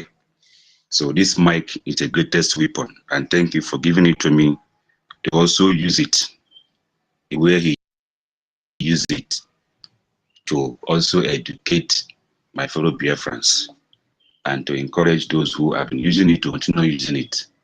Because through this weapon called mic, we will get our freedom, and everything we seek and desire of will be granted. Now, on the topic here, in my own understanding about this whole thing from the Larry Moore report, I feel like United States of America packaged our Biafra, our struggle, our freedom, fly them all the way from America down to us. Because you see everything in this report, there is no one, there is none of them that the zoo will be able to implement. None. None of them. There's no way you will convince me that Nigeria, that me and you know, will be able to respect or obey any of these things, or any of these recommendations by more. It is not possible.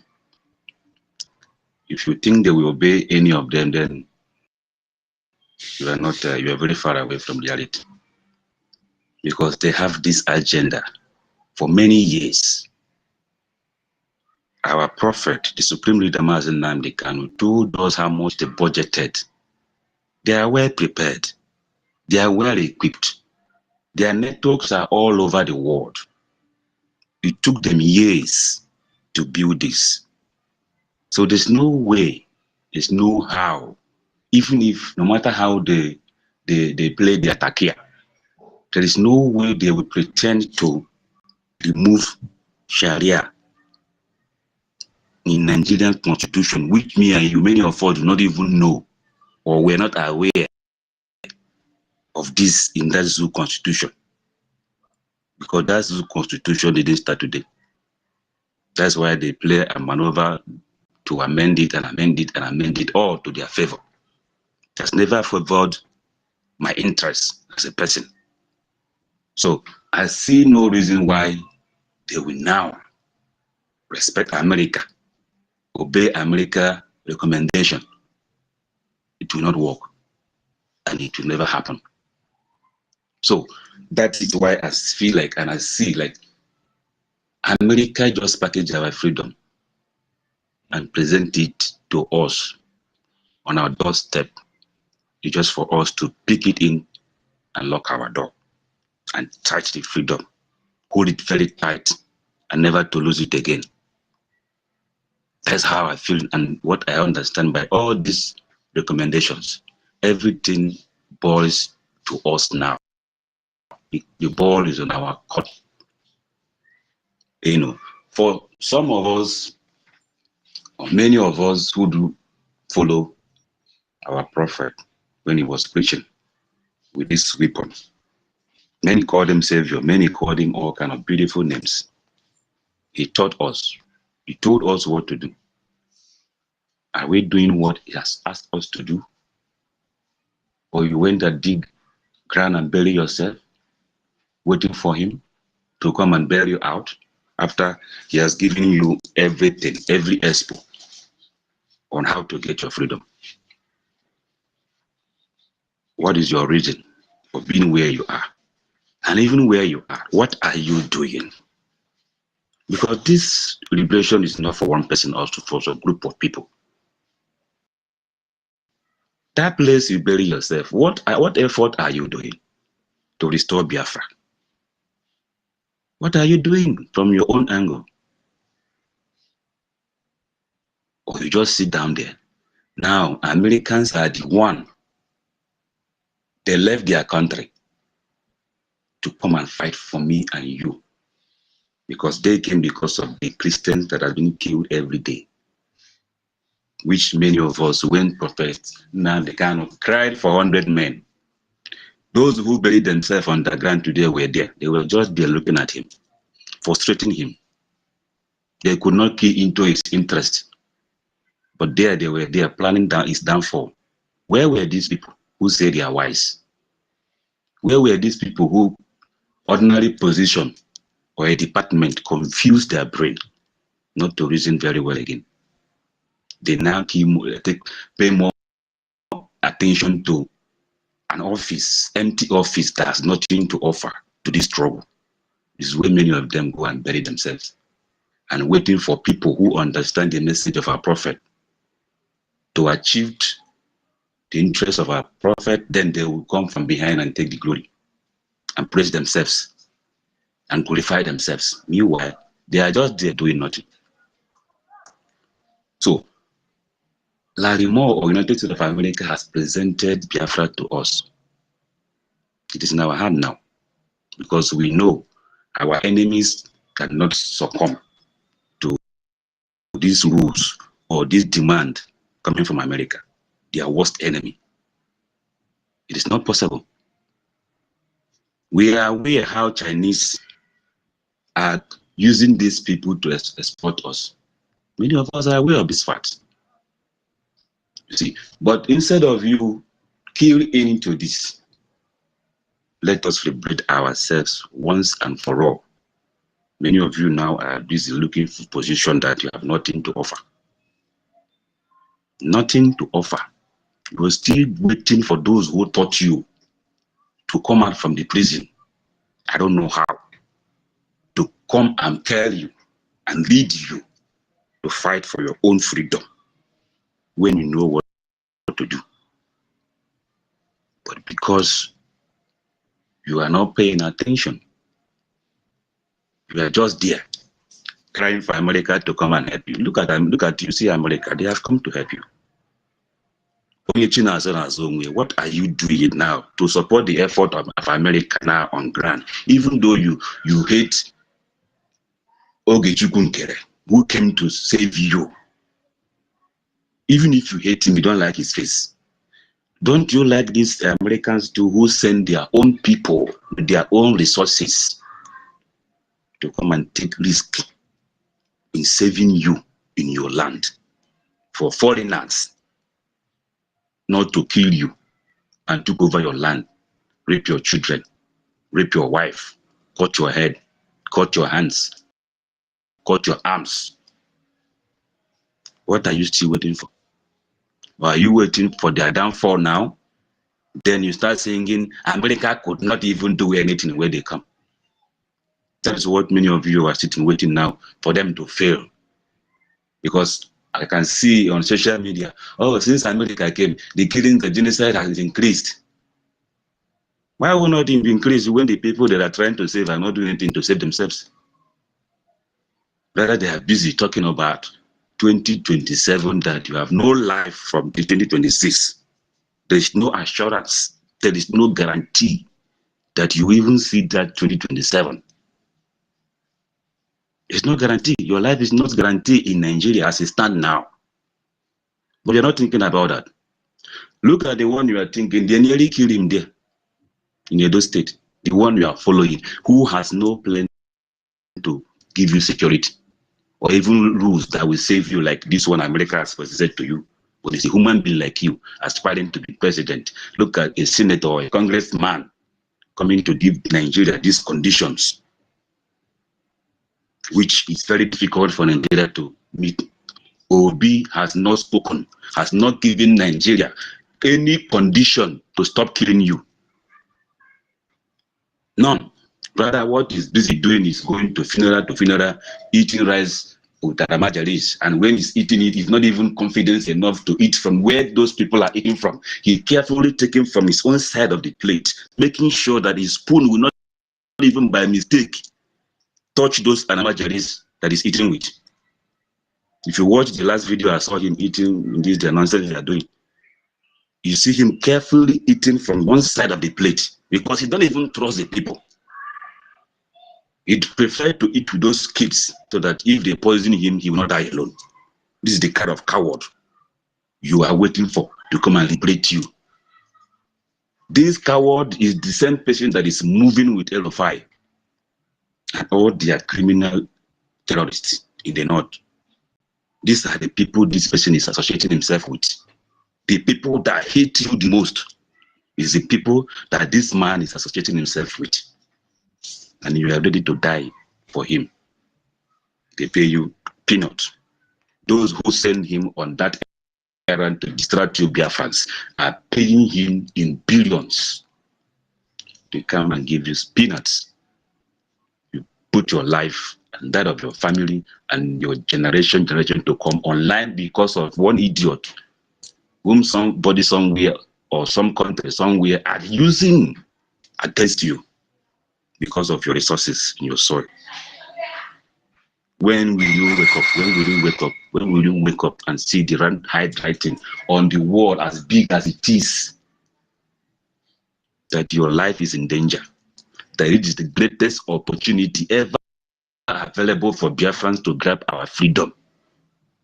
It is on our doorstep. Come and support our own brother, Ogechukwu NKERE, whom we know what he's doing, we see what he's doing, and it's through his effort. These conditions are coming from America to our enemies. If truly and genuinely you came for this struggle, if truly you want freedom, because this is the last chance we have. This chance, this opportunity will never come again. America will not play and score the goals for us. Wake up. Nigeria has nothing to offer to you, which you know. Instead of it getting better, it's getting worse every day. There is no magic. There is no magic. Nobody will perform magic to change Nigeria overnight, or even in 4 years, even in 8 years to come. Are you prepared to be dying in the hand of foreigners, idiots, janjaweed? I watched a video of how they were torturing one young man who went to serve the zoo after all our warnings for many years. Leave the zoo, let the zoo collapse. They refuse. They are still doing NYSC.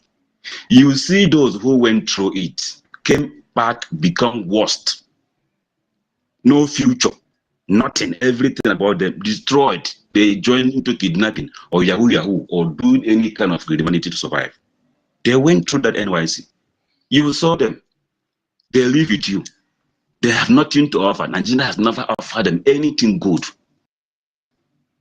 to be proud of. You saw all those things. Still, you had in your mind and your brain, because when you're still G and black man, baboon and monkey you are, you cannot even reason for your own self and save your own self, even when you see danger before you, coming to you. It started from where it started. You were hearing it. Every day the volume is getting louder, it's getting clearer, it's very disturbing your ear and brain. But still, you cannot wake up. Still, you cannot read the handwriting that is on the wall that is as big as that even a blind person can see. You are waiting for 2027. Some of you Biafrans went and buried yourself. You took another foreigner, Yoruba man called Sowore, to come and protest for your savior that is in the hand of the Caliphate in Sokoto. After that thing he did for his own personal interest, to campaign for his own, to tell you how stupid you are, to show you how foolish you are. You came out. You after that days, that's the end of the story. Everybody went back and hide under their pillow, shouting, Nigeria is killing us every day. What are you doing to save yourselves? Biafrans, I don't know how to beg you again. This is the only way, this is the only weapon I have now. The way I talk, the way I speak is the only weapon I have to fight. And other things I am doing to support this freedom. This mic is my own weapon. If your brain can wake up, if you can reason the way I reason, if you can pay attention the way I pay attention, come together. There is a way out here, and this way is very open. It's very clear. We know where we are going. We are not confused here. the load or the road is very wide open. Just come and join. Q, let's go home. As simple as A, B, C, D. What else are you looking for? Is it not the same Biafra that we are looking for, you are looking for? Or are you looking for another kind of Biafra? Can you hear me, Mweze? Yes, yes, Honorable. Maybe I can hand Yeah, over. Thank you very much yeah. for this. Let's begin to manage the time. We've not even started the space yet. We still have a lot to talk, especially our program last night. Thank you so much for your submission. Don't go, hang on. We just started. Yeah, Afam, welcome. After Afam, Mama Betty. Mama, welcome. Mama, please check your telegram. I've messaged you, please. Afam, please go on. Good afternoon to all dear friends. Good There, afternoon. the man with the baritone. They come the Thank you, my darling sister. Sister Betty, my COS, Mr. Snow, Million. Mweze, thanks for your submission. And Holland, and thank you for what you do, my brother. I greet everyone. Stanley, my respect to you, my brother. Okay. Anyway, before I proceed, my dear sister, I have to give 20 a Gemma. We send the receipt before tomorrow. Okay, before tomorrow, we send it to your WhatsApp. Okay, and, I'm giving 20 a Gemma for the space. Thank you so much. God bless you. My sister. Then the only thing I have to contribute to what you say, what you're teaching us here is that kudos to the path you have chosen to follow. Okay, you are advertising yourself and doing what you're supposed to do for Biafrans because I believe that each and every one of us, there's a reason why we are born and there's a reason why we are here. But those who feel that they do not know, that is their business. Like I always say, I'm going to be the last person to beg anyone to support your freedom or maybe to fight for your freedom or maybe to want to know where to be. Because at the end of the day, like what Moise said, what is that made you to be a human being? If our leader can be on a microphone for 12 years, and after that he was kidnapped, and he's now in the hands of the enemy, and you see all these things, and later our first prime minister came up, we all saw what happened. The so-called British, through the wife of through the whatever the contact they have in Finland, and the Finland government and the Islamic terrorist government called Nigeria, they now joined together and stopped our first PM. Where they stopped him, now he's there in jail for nothing. Because at the end of the day, if there is justice, there is no reason or whatsoever that is going to make our PM Simon Ekpa to be behind door. But that is what we see in politics, and that is why sometimes, I just dislike politics when bad people comes around it. So, what am I saying? All this beautiful, exposure that our sister is here lecturing us, making those that are not educated enough academically for us to understand everything. Even those that are academically positive whatsoever, that they are good still.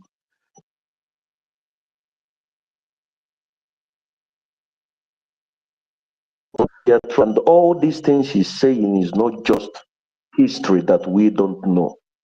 This is not just a book that she's reading for us. This is not maybe what happens in 50 years ago or this or that or blah, blah, blah. This is what is happening before me and you.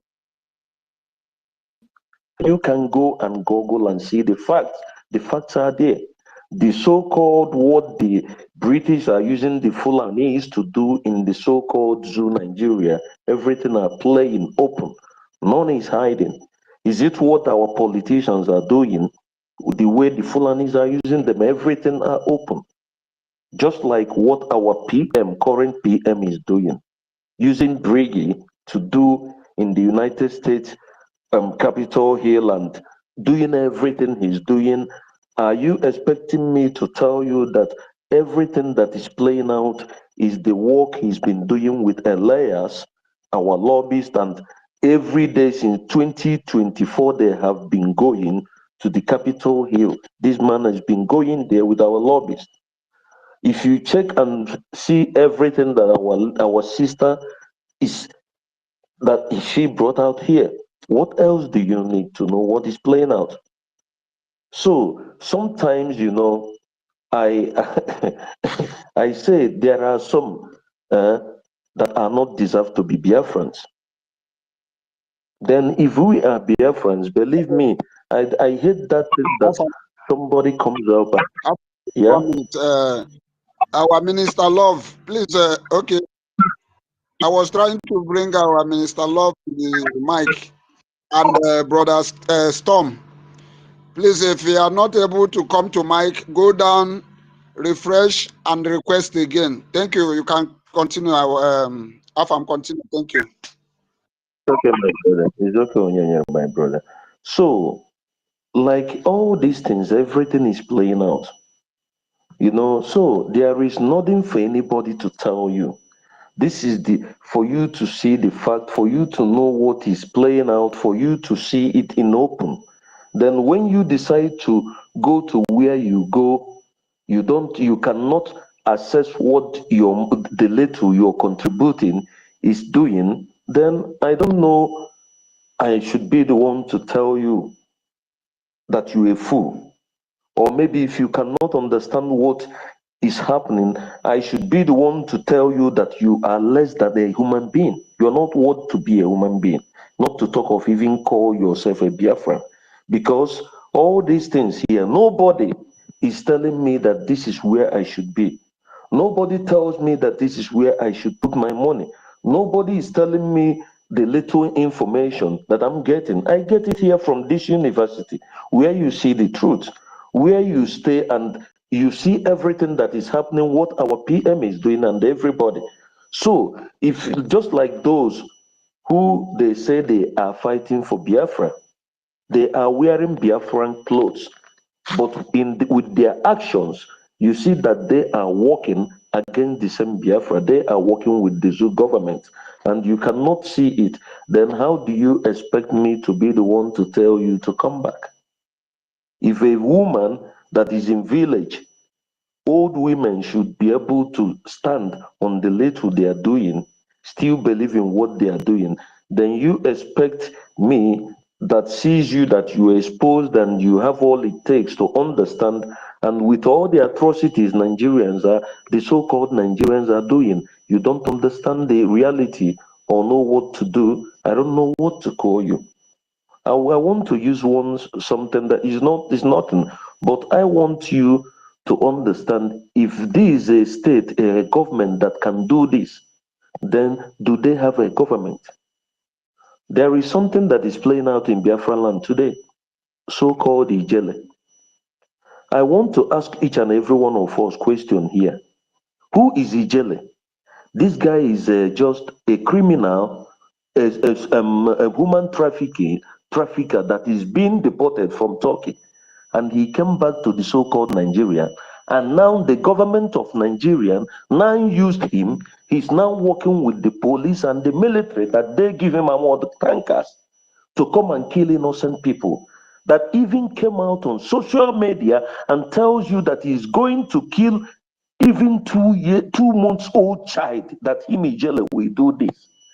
This is a criminal that Nigerian government brought out to kill his own people. And somebody, you called yourself an educated human being, then you cannot understand that if a government can do this, take an individual, a criminal, in border life killing innocent people, What does that tell you?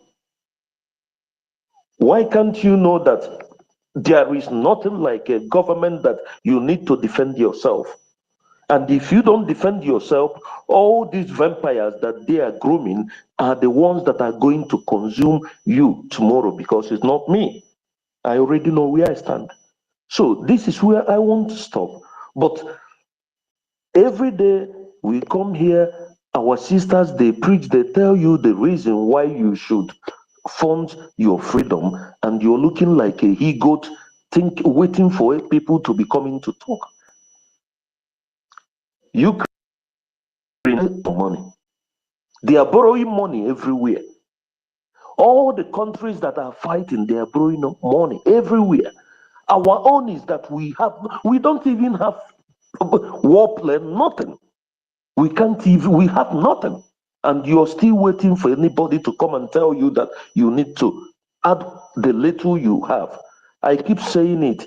If we cannot use our numbers to fund this, our freedom, when Biafra come, then a lot of things has to be done. I yield for now. Thank you.